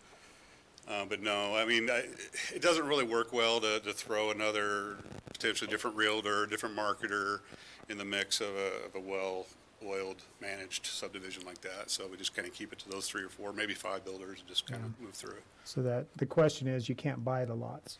Well, for somebody special potentially, but, the general public no, so. Well, somebody special, I guess. Like mayors. Yeah, I just throw that out there. It's a case-by-case basis. Are there any other questions? Okay, thank you. We'll move to staff report, and then we'll have you come back. And Christy, are you on? I am. Can you hear me? All right. Thank you, Mayor and Council. Christy Watkins, Principal Planner for the City of Nampa. The request before you this evening is for approval of the annexation and zoning to RS7 of the property located at the southeast corner of South Middleton Road and West Greenhurst Road for the proposed Heron Ridge subdivision. Okay, let's see if this is going to click through for me. There we go. So the property is currently zoned outside the city limits in Canyon County, but is contiguous to the city limits on the north and east sides. It's bordered on the south and west sides by Canyon County residential properties, and the uses in the area currently are single-family residential, both in the city and in the county, and of course, the Red Hawk Golf Course on the northwest. This property is eligible for annexation since it is adjacent to the Nampa city limits, and the proposed zoning and development plan conforms to the guidelines set forth in the comprehensive plan. The comprehensive plan future land use designation is medium density residential, which calls for a development of 2.5 to 8 gross dwelling units per acre. This project proposes 3.08 dwelling units per acre. The number of housing types are encouraged in this designation. Detached residences are allowed and are the housing type that is being proposed with Heron Springs, or Heron Ridge, excuse me. So we received public input from one person, Lois Schroyer, whose questions were addressed by the applicant at the P&Z hearing. I believe that her correspondence was in your packet, so you can read through that. We received some from the Parks Department regarding the 10-foot sidewalks, from the Building Department regarding their standard Title IV requirements, from the Nampa Highway District stating that work is being done on Middleton Road and there will be a no-cut moratorium there when the work is complete. So they will probably need to coordinate somewhat with them. From GIS regarding the street names, which they addressed with a revised plat already.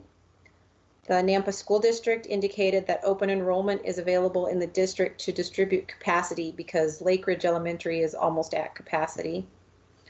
There were comments also from Fire and Engineering outlining their standard design requirements. And there was a letter from the Boise Project Board of Controls, which the applicant addressed earlier about the Thacker lateral. That, of course, was sent on to the applicant, and they indicated that they were working with them. The conditions of approval are listed in your staff report and include the same items that I just read through from the analysis and the correspondence. So given the analysis noted, the annexation and zoning to RS7 is certainly an entertainable request, and staff supports approval of this annexation and zoning for the proposed Heron Ridge subdivision with all conditions as listed in the staff report. I will stand for any questions.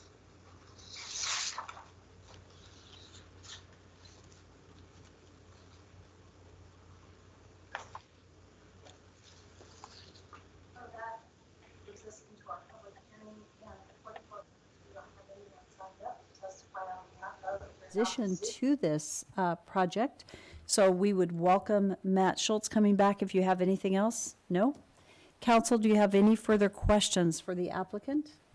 Okay, I would stand for a motion to close public hearing. So moved. Second. It's been moved and seconded.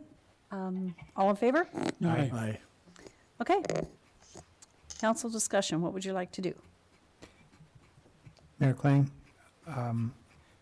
we live near this area, so we're seeing Summit Ridge being developed and knew that this property was eventually going to be as well. So I believe that the concept is appropriate and would make the motion to allow the annexation and zoning request as presented to us in our packet with recommended conditions of approval. I'll second that, Mayor. It's been moved and seconded. Is there any further discussion? No, just like for you to develop what's on the north side of Greenhurst also, if you would, please. That's enclave area. No. Oh, and I forgot to add to my motion that certain people would be given opportunity Yeah. to purchase. Okay, boy. roll call. Bruner, Yes. Etchi,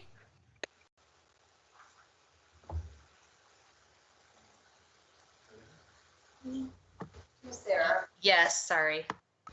Levi, Yes. Bauer, Yes. Rodriguez, Yes. Haverfield. Yes. Thank you very much. See Don, give him our best. Okay. Mayor, would it be appropriate to take a To 5-minute? take a break? Yeah. Let's take a 5-minute break. Thank Thank you. Okay. And then we'll be finished with one more public hearing, and then we have There's one other discussion. that will be long. Can you just leave him in the back?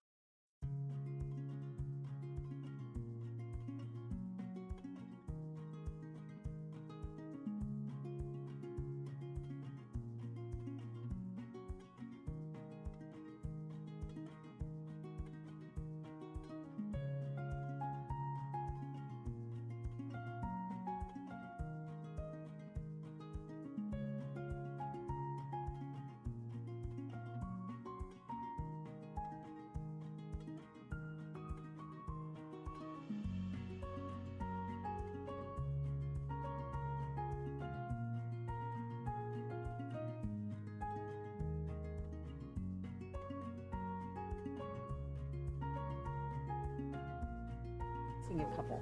Yeah, Right? yeah. It does. Okay. Yeah, he's ready to go.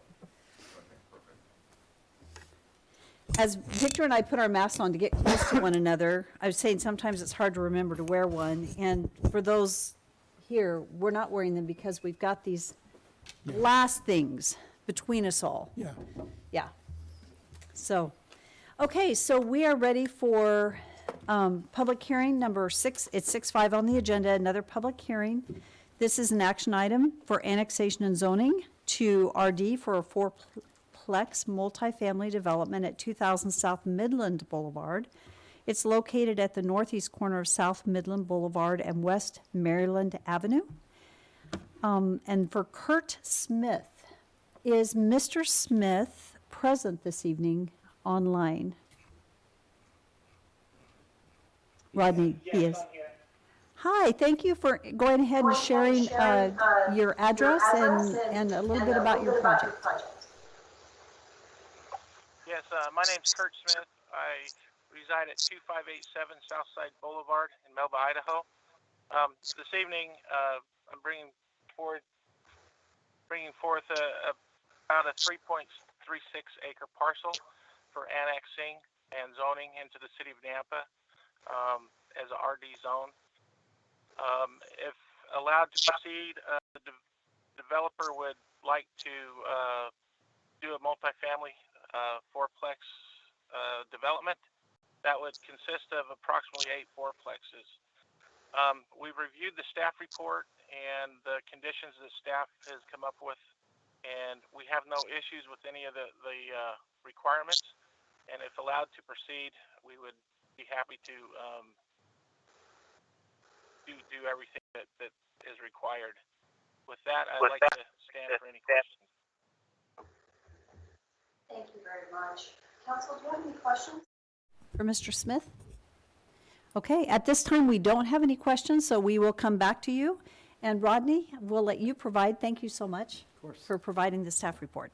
Yeah, Mayor and Council, Rodney Ashby for the record. So the proposal before you is for annexation and zoning to RD at 2000 South Midland Boulevard.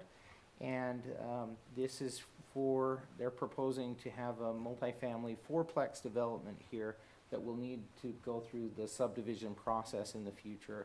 The RD zone allows for fourplexes, but on individual lots. So that will be a future application for them.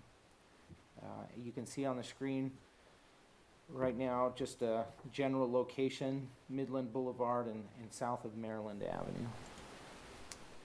The proposed land use is for 8 fourplex buildings totaling 32 dwelling units on 3.36 acres. The comp plan shows medium density residential.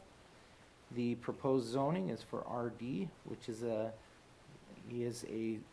allowed or permitted zone in the medium density designation on our comp plan. To the north is the West Maryland Avenue, zoned RS 8.5, and then just to the north of that is an enclaved rural residential lot, zoned R1 in the county. To the south is an enclaved rural residential lot, R1 zoning again. To the east, same thing. To the west is Midland Boulevard and zoned RS6. Sands Point number 2, single family residential subdivision, zoned RS7. So it's a little strange. There's a few roadways in here that are zoned differently than the neighboring parcels, but generally the same, RS6, RS7 zoning.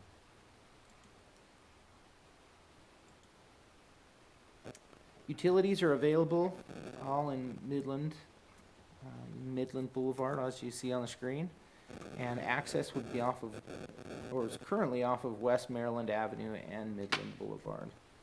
That would need to be worked out as part of the subdivision process.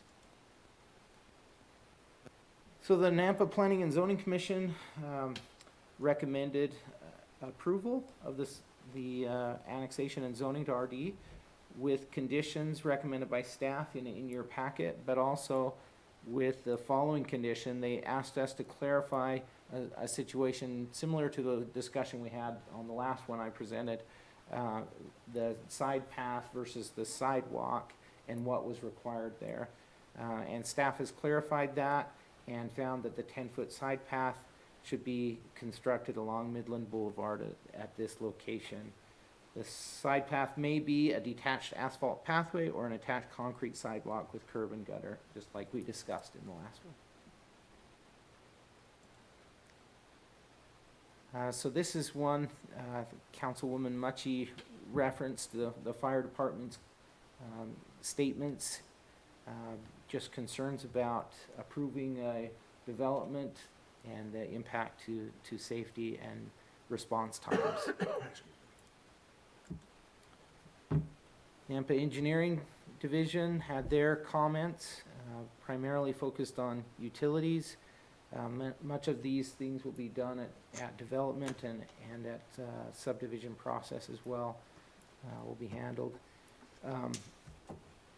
But the dedication of right-of-way and that kind of thing is all involved in the annexation. So those comments are in your packet, and I'm happy to address them if you have any questions about that. So applicable regulations, I just stated the code and the state code regarding annexations.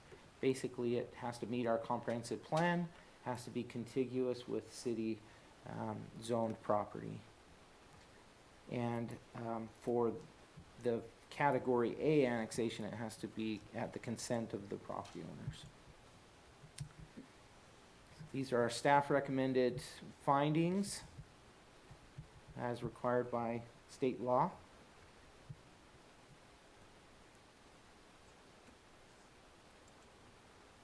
And then typical concerns for multifamily residential we hear a lot about is traffic.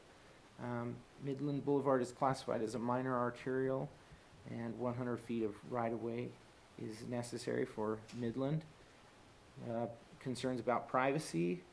Maximum height in an RD zone is 2 stories, similar to the RS6 and RS7 zoning in the area. The area density, it is compliant with the comprehensive plan, but the density is highest for that designation in the comprehensive plan. That's the highest density zoning available. And then perceptions of crime, I've never been able to prove this. We are looking into it though, because we get so many questions about crime and multifamily.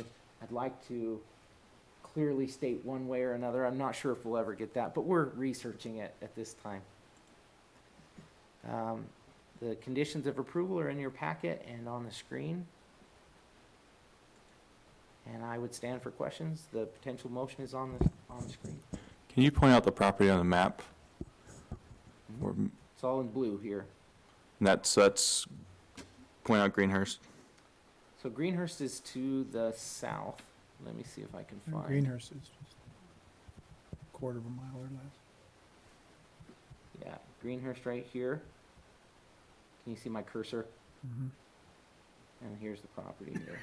Okay, where's Midland? Midland's here. It's between Greenhurst and Iowa, isn't it? Right, Correct. on the east side. Mayor Kling? Rodney, can you, it states here that the parcel connects on it with property that's, and part of an 11.5 acre enclaved area. Where's Well, the balance of that? so this, let me see if I can find that. You can see there, totals, you see my cursor? Yeah, Yeah, that area there.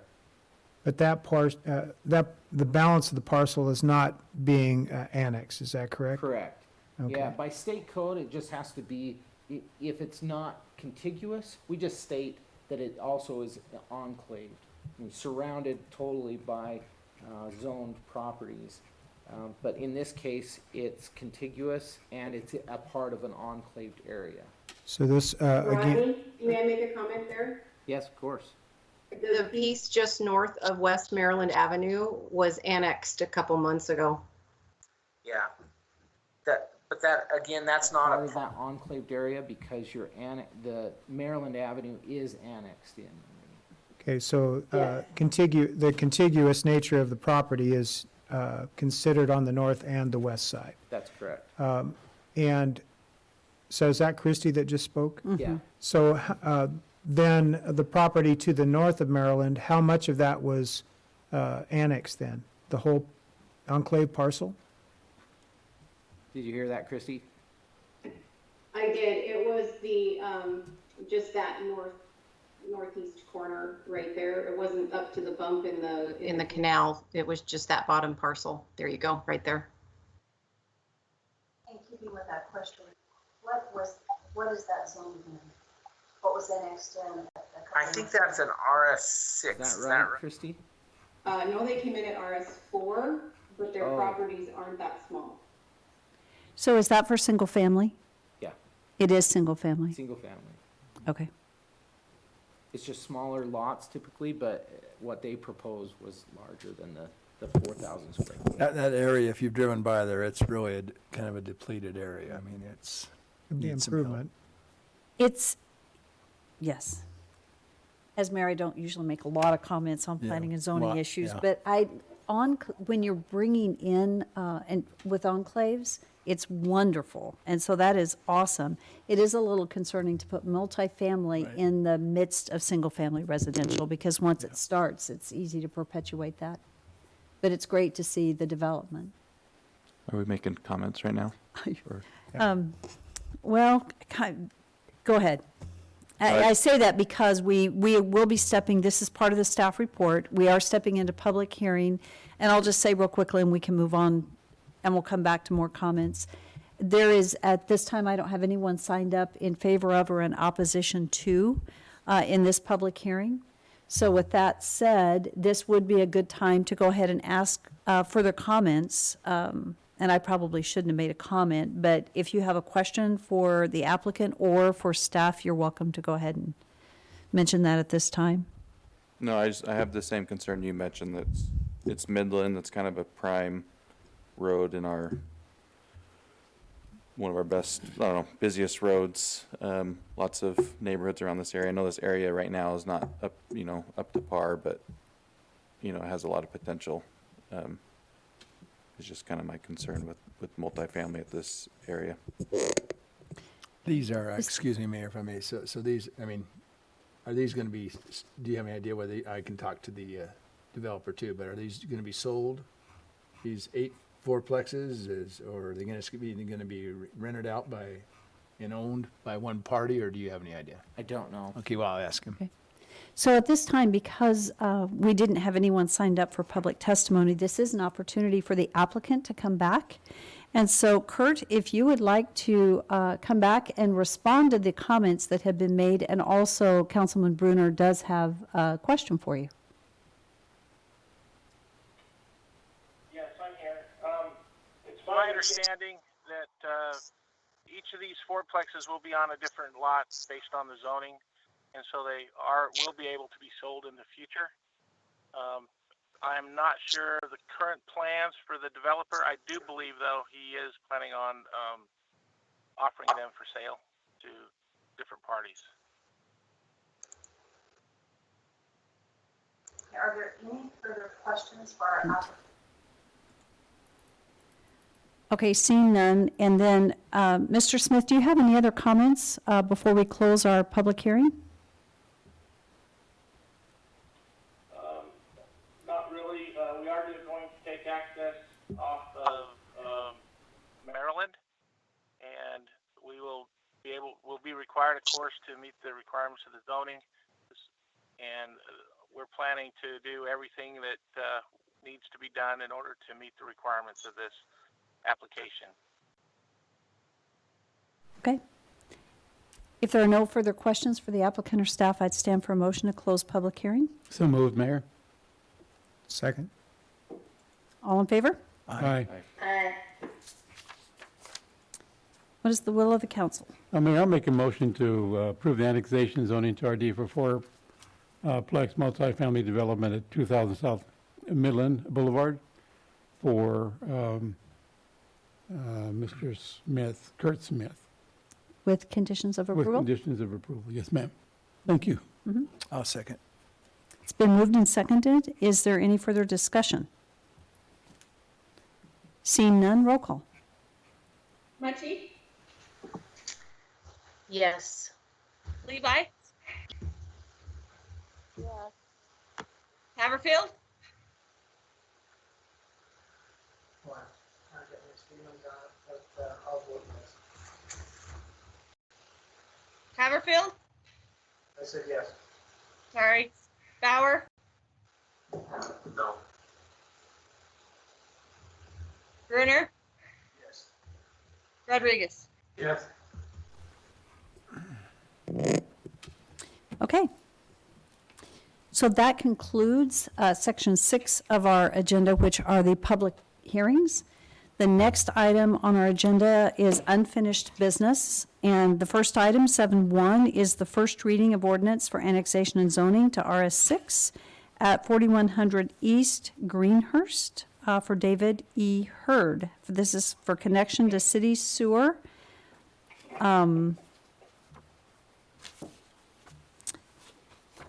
And Debbie, this says this from my notes can be passed with the preceding item, but I'm not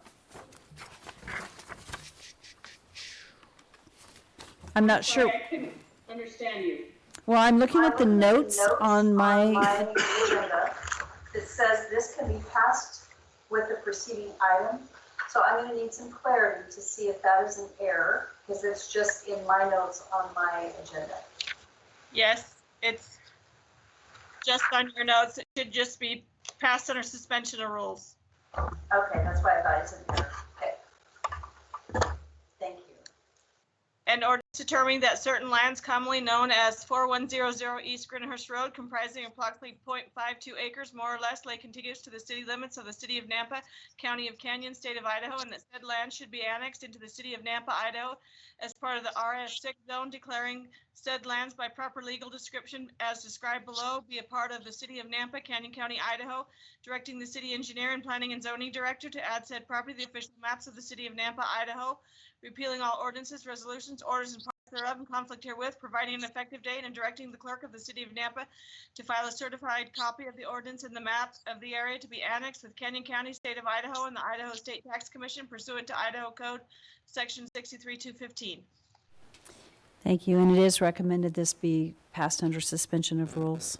Mayor, I'll make the motion that ordinance number 4514 as read be passed under suspension of rules. Second. It's been moved and seconded. Is there any discussion? Seeing none, roll call. Rodriguez? Yes. Munchy? Yes. Levi? Bauer? Haverfield? Yes. Gruner? Yes. Thank you. Our last item on the agenda this evening is an action item, and this is related to the Lake Lowell and Midland Boulevard intersection. And there's two parts of this, and our staff is looking for direction. And the first one is a decision on whether or not to hold a public hearing for additional public comment. And if so, then we would proceed with advertisement of the public hearing, which is an action item. And then if council does not decide to do a public hearing, then that would be our second step, and that is to authorize the staff to move forward with one or the other, whatever staff decides. I'd like to start by having Jeff Barnes present and share his screen. So Jeff has been doing some work on this. So Jeff, we'll start with you. All right, good evening, Mayor and City Council. Let me give you a little bit of background. Of course, we've been discussing this intersection. This is one of 14 intersections we have in progress for improvement around the city. This is one of the most important as we have pretty good backups at Midland Lake and Lake Lowell. First of all, this is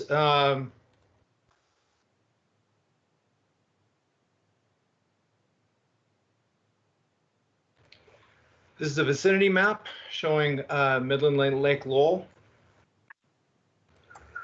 This is, we completed both a concept for a signal design, which you're seeing right here, and a roundabout design, which were completed. Both would function adequately at the intersection. And there was a lot of discussion on which design to choose. The signal was voted upon at the last meeting and denied, and we were directed to come back this summer. During the interim, the mayor recommended that we go get more public input.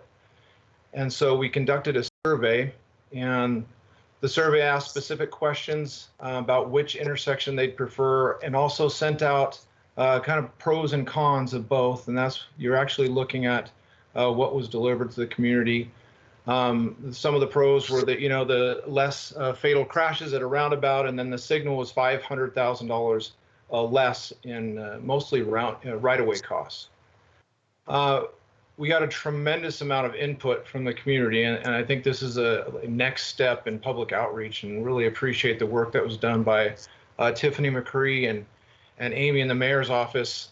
So we had almost 1,200 responses, and the questions really came down to, would you prefer a roundabout or a signal at these intersections? And the dots on the map show the locations, the addresses of the people who completed some sort of response, and we had a lot of good actual responses on why they chose those, and those are in your council packet tonight. There was 61% or 682 people preferred the roundabout, to 39%, 442 preferred the signal. And in general, this is just great. We've never had a response like this, and we hopefully can use these same tactics to get the word out and get information from the public, which is one of our goals. Mayor, if I may interrupt, Jeff, just from Yes. I read several responses. That Just said get it done, and we don't care which one or the other. Is that not included in the tally? Yeah, so yeah, They probably chose one and gave that response. Okay. So they chose, they just made a comment of that sort after. correct. We had several of those comments too, but they chose one or the other in the survey. And so tonight, we're coming before you, and like the mayor said, the request is, at the last meeting, we were asked to authorize the staff to proceed with a public hearing, requested to have a public hearing. So if so, the first decision would be to authorize staff to proceed with the advertisement. If council doesn't feel like that is necessary, then the second part would be, we would desire design authorization from the council to move forward with either a signal or a roundabout. I do want to add that the budgeted amount is for the roundabout at this point. We have that in the budget. If we chose the signal, if the council chooses the signal tonight, we'll reallocate $500,000 towards another improvement in the city. A little bit more information quickly. We did look at the 1 mile radius around the intersection. These are the people that are impacted more from the signal. And if you remember, the overall percentage was 61% to 39%, but a little tighter percentages on this. You'll see 56% or 103% of the people prefer a roundabout, to 44% or 80% of the people prefer to signal in the 1 mile radius. So if nothing else, I wanted to show you this because of the great work GIS and our information team is gathering, I think, and hopefully this will help in coming to a conclusion. But with that, Mayor and City Council, let's stand for any questions. So can you go back, just real quickly, go back to your statistics again, because we Yeah. did them really fast, and if you could leave them up there. Yep. So the overall. People, if you do between 0 and 2 miles, was about 70%, approximately 70% of the respondents lived within 2 miles when you put those two together. 0 to 1 and 1 to 2. And then you said overall, it was 61% in favor of a roundabout? Yeah. If you could. Can you see the map now still? Oh, I can look on my. I think it's kind of. Yeah. I'm displaying the map. Can everybody see it though? I'm hoping. Okay, so that, yeah, 61% versus 39%, and that's total. That's the total extent of the people who took the survey. Okay, 61% roundabout, 39% signal. People that lived within 1 mile, their general, within 1 mile, could you restate what those were? Yeah, and then you're looking at this box, it was 56% or 103 participants preferred a roundabout. 44% or 80 people preferred a signal. And that's in a 1 mile radius, that's the circle we see. Okay. Jeff, thank you. I will say, I'm shocked, very pleasantly surprised, let's put it that way, at the response to the survey. That is an excellent, our entire city survey, when we put it out for information, just trying to get general information, it was close to that, maybe a little higher, but that was an excellent response on that particular survey. And thank you for breaking it down for us. I think that's helpful. So with that, I know this is a difficult one. The first question in front of us is, with this information that we have, is it the will of the council to go ahead and notice for a public hearing beyond the response that we got from the survey? Mayor, I'll make the motion right off the bat. With this kind of response and the advertising that was done, I think the people that would participate are the ones who are involved in this, so I see no need for a public hearing. So I think we go on the grounds of what we have. That's my motion. I'll Okay. second that. So it's been moved and seconded that we do not proceed with a public hearing, but make a decision based on the information that we have before us. Is there any further discussion? Mayor? Yes. Jeff, did I understand that you said that currently it's budgeted for a roundabout? Is that correct? Correct. Okay, thank you. Okay, yes. I could not hear what you were saying before that, before Councilwoman Mucci made a comment. So, We were just commenting that the first item of the decision is whether or not to hold a public hearing. Councilman Brunner moved and Councilman Rodriguez seconded that we not hold a public hearing, but that we move forward in our decision-making based on the survey information that we have in front of us. Thank you. You're welcome. Is there any discussion before we do roll call? Mayor Kling, I'll just make, again, the comment that I have no desire to support a roundabout at this location, so I won't be supporting a motion if that's the direction this goes. I thought that a public hearing would be a good idea because about 50-50, the people that live in and around this intersection have indicated that they're not in support of it. I didn't take the survey, nor looking at I'm not sure how I missed it, but I would not have been supporting it. So I won't be supporting a motion for a roundabout if that's the direction it goes. Okay. Thank you. Councilman Bauer? Mayor, well, I'll say sorry to the coach because I thought this was much more one-sided. Just, what I try to do with votes is really try to find out the will of the people. And at first, I felt like it was roundabout, and coach was, I thought he was far out there. But I've done my own research too, and it is, there's a lot of people that want a light. And so, it's a lot more contested than what I thought. And I've asked a lot of people that live in this area. So, and I am confused about these ethers. Are those for sure? Do we know for sure that those went towards One or the other. one or the other? Or are those, did they pick either? Because that honestly can change the numbers a little bit. Because there's a bunch of those green ethers. Oh, Jeff can probably speak to that. My understanding, Jeff, and correct me if I'm wrong, from what you explained to me is that somebody either voted for roundabout or light, but in their comments, they made the comment that just pretty much what I was summarizing, we need to get this done, so just make a decision and get it done. So either way. Jeff, can you answer that question regarding the ethers? Yeah. Mayor and Councilman, we're having trouble kind of hearing the discussion, by the way, so it's coming in and out. Someone might have their mic on, but it's really difficult to hear. So I think what I heard is, they could, if they could choose one or the other, they could choose one or the other. They couldn't double vote. And once they chose one or the other, they could put in a comment. So their comment might have been neutral, but they would have chose either a roundabout or a signal. So they, as you just said, they can vote either for a That or roundabout. signal, you didn't allow them, and I guess we can just go back and look at your question. You didn't allow an either, but their comment stated that, is what I'm hearing. Is that correct?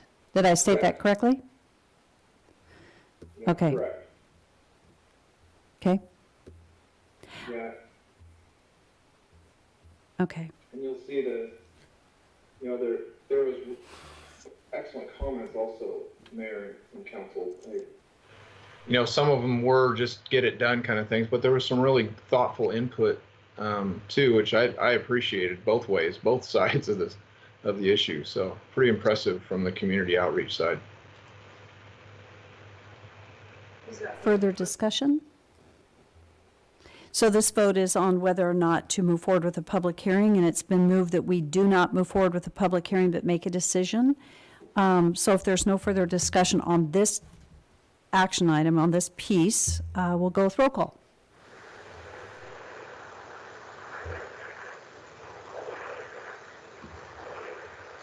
Okay, and Debbie, that's roll call. Mucci, Yes.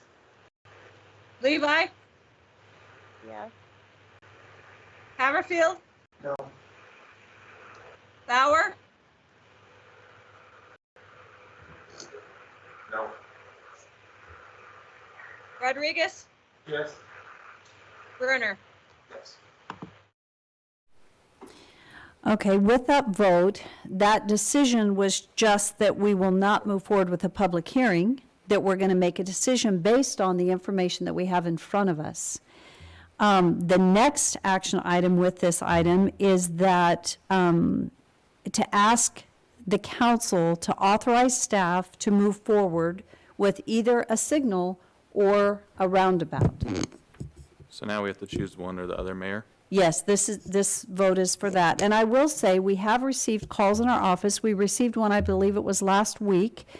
A woman was sitting in line, and there were 57 cars there. She counted them all, and she said, please make a decision. That was that, please make a decision. So They- Mayor, can I bring Jeff in for this just for a minute again? That I'm in favor, I think most people know, I'm in favor of the roundabout. My concern is this $500,000. So in previous council meetings, you did explain a cost savings over time. Can you reiterate a summary of that? Yeah. Councilman Brunner, so the cost savings over time for a roundabout, I've seen different numbers, but we were at least the $150,000 mark over the lifetime of, say, of signal, which is 12 to 15 years. So with a signal, we have, daily, sometimes weekly monitoring of the signals. There's timing, there's electrical outages, there's some power consumption differences. And so all that is maintenance. When we update a signal, for instance, that costs hundreds of thousands of dollars just to replace a cabinet. One cabinet costs $30,000. We replaced intersection lights along Greenhurst. Each one of those intersections was over $150,000 just individually to upgrade it from the old signal to a new signal. So with the roundabout, you have that initial cost, but some of the long-term benefit is that you don't have the upkeep of the signal itself. Yeah, and I look for different numbers, and we could look at it different ways, but the 150,000 is kind of what we use for the analysis. I think that was conservative. Yes. For the sake of the papers listening. The statement that I would like to make is that my concern is for pedestrian safety. In an urban roundabout, there is no protected crosswalks. When a person wants to get across, they've got to watch for the cars because cars are not looking both directions. They're looking to the left because that's where the cars will be coming from. So pedestrians that might be on the right side of them might not be noticed. People that have hearing impairment or are mobilely impaired will have difficulty crossing over this intersection. My research has found that in urban settings, lawsuits have incurred where people have come forward and said, I can't cross over, put in a hawk signal. There are already 2 hawk signals near this location at the pathway. To add 4 more hawk signals to provide for the safety of pedestrians crossing over, there's going to be added costs, and by the end of the day, you're looking at signalized intersection. The only thing that you might have been able to provide is when people aren't in that near area. I have mentioned before that I go through this intersection upwards from 5 to 8 times a day. And I've noticed and I've seen the pedestrian use of this intersection. The other thing I would point out is there's no protected bike lane going through the intersection of a roundabout. So my concern still lies with them. I will not support a roundabout with my vote. So there it is. So Mayor, if I may, Jeff, can you speak to Councilman Haverfield as far as the safety regarding pedestrian and bikes? Yeah, Councilman, I did some research, and I think some of the pedestrian concerns are of the roundabout are warranted. One of the things they added recently in the most recent update to the roundabout design guide is those RFBs, lights at the crossings. They're not required, but they're certainly in most of the 2 lanes installed now. So a pedestrian can initiate the RFB, and that illuminates the crossing just like it would for the RFBs out in front of, for instance, Nampa High School on Lake Lowell, those type of lights. So that's one way they mitigated that. FHWA still has that 14% reduction in pedestrian crashes, but there's certainly other sites out there that that have alternative input on it. One of the benefits that the data shows is that people aren't going fast through the intersection, which is what's difficult with that is you can notice that in a vehicle because someone cannot blow through a roundabout at 60 miles an hour and T-bone somebody. Because of the geometry of the roundabout, they are forced to slow down to 20, 30 miles an hour. If they want to go faster, they're going to go over the median, something else is going to happen. But with a pedestrian, even if a car is going slow, the impact on a pedestrian is not good. So where you have a reduction in fatalities in the cars because of T-bones and because of those type of angle accidents, any type of collision with a pedestrian is dangerous. So when they're going around a corner and they're approaching that crosswalk, I think that's what Councilman Haverfield is referring to. That their eyes are on the curve rather than the upcoming crosswalk. When you read alternatives to that, they also say, well, the person's eyes are not on the light. They're on the ground level. So there's another kind of different perspective on that. As someone turns the corner, they're not looking up at a traffic light now, but they're able to focus on the asphalt in front of them, which speaks to maybe safety towards pedestrians. So I hope that helps, Councilman.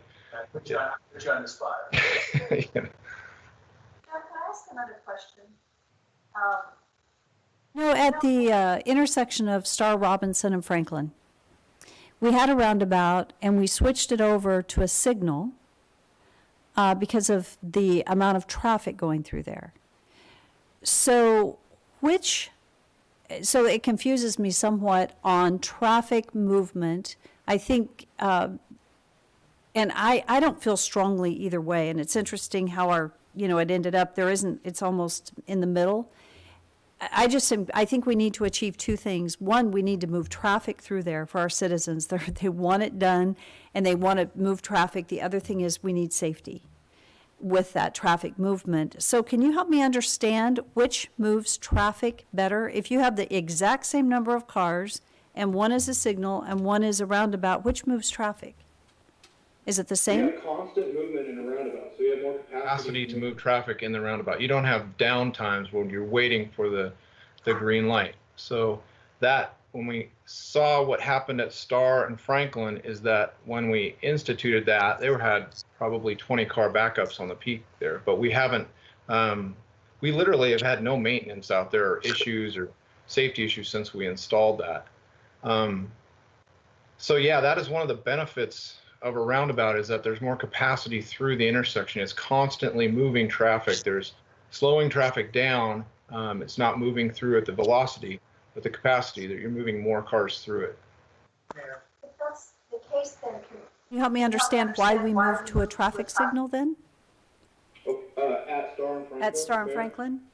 Because Is that what of, you're asking? yeah, because we moved from a roundabout to a signal to move cars through. Yeah, with Amazon coming in at that intersection, it went over a certain amount of cars per day. The rule of thumb in the roundabout guide is like 60,000 cars a day. It bumped it up to a capacity that the 2-lane roundabout could not handle. Also, that one leg was taking more of the volume. So you have a kind of an extraordinary situation at that intersection. But if you see the Lactalis on the other corner was functioning just fine. So if we would have had a typical development out there, it would have functioned just fine. It was just the amount of truck traffic that was coming out of Amazon is why they had to upgrade that intersection. Yeah, I would just, again, I would state that. Divorce the idea of the pedestrian crossover at that location on Midland and Lake Lowell, like you can on the outside of town where there is only traffic, car traffic. You have to include the dynamic of pedestrian crossover and bicycle traffic through that intersection. So that's where my concern lies. Thank you. With that stated, I'll make a motion. Go for it. I'll make a motion that we proceed with authorizing staff to design a signal at the intersection of Midland and Lake Lowell. That would be my motion. So Mayor, a clarification, with that motion, does that mean if it passes, it's a signal, if it doesn't pass, it's a roundabout, or does that need to be included? Actually, if it passes, it's a signal. If it doesn't pass, there would We be a need another subsequent motion. There would be a subsequent motion. And if there, at this point, we would need somebody to second the motion in order for it to move forward. Understand. So at this point, is there a second for that motion? Okay, Mayor. yes.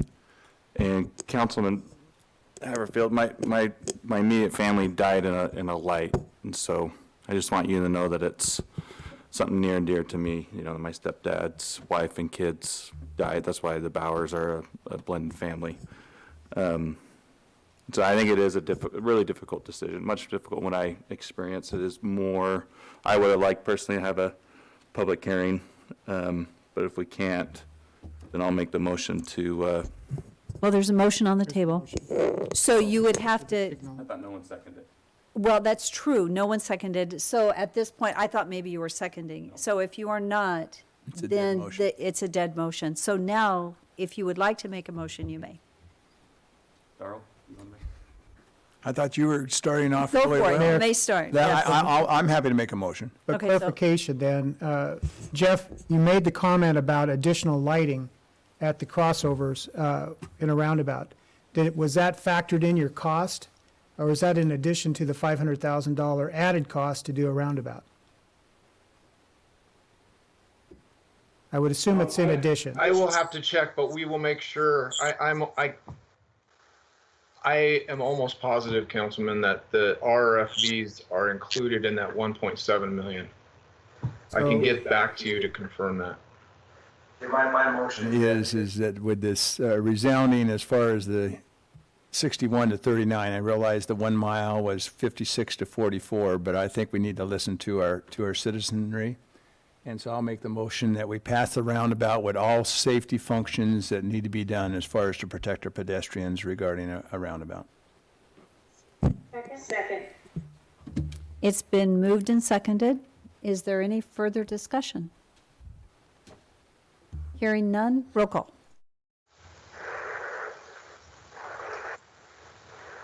You're muted, Deb. Aye. There you go. Debbie, roll call? Rodriguez?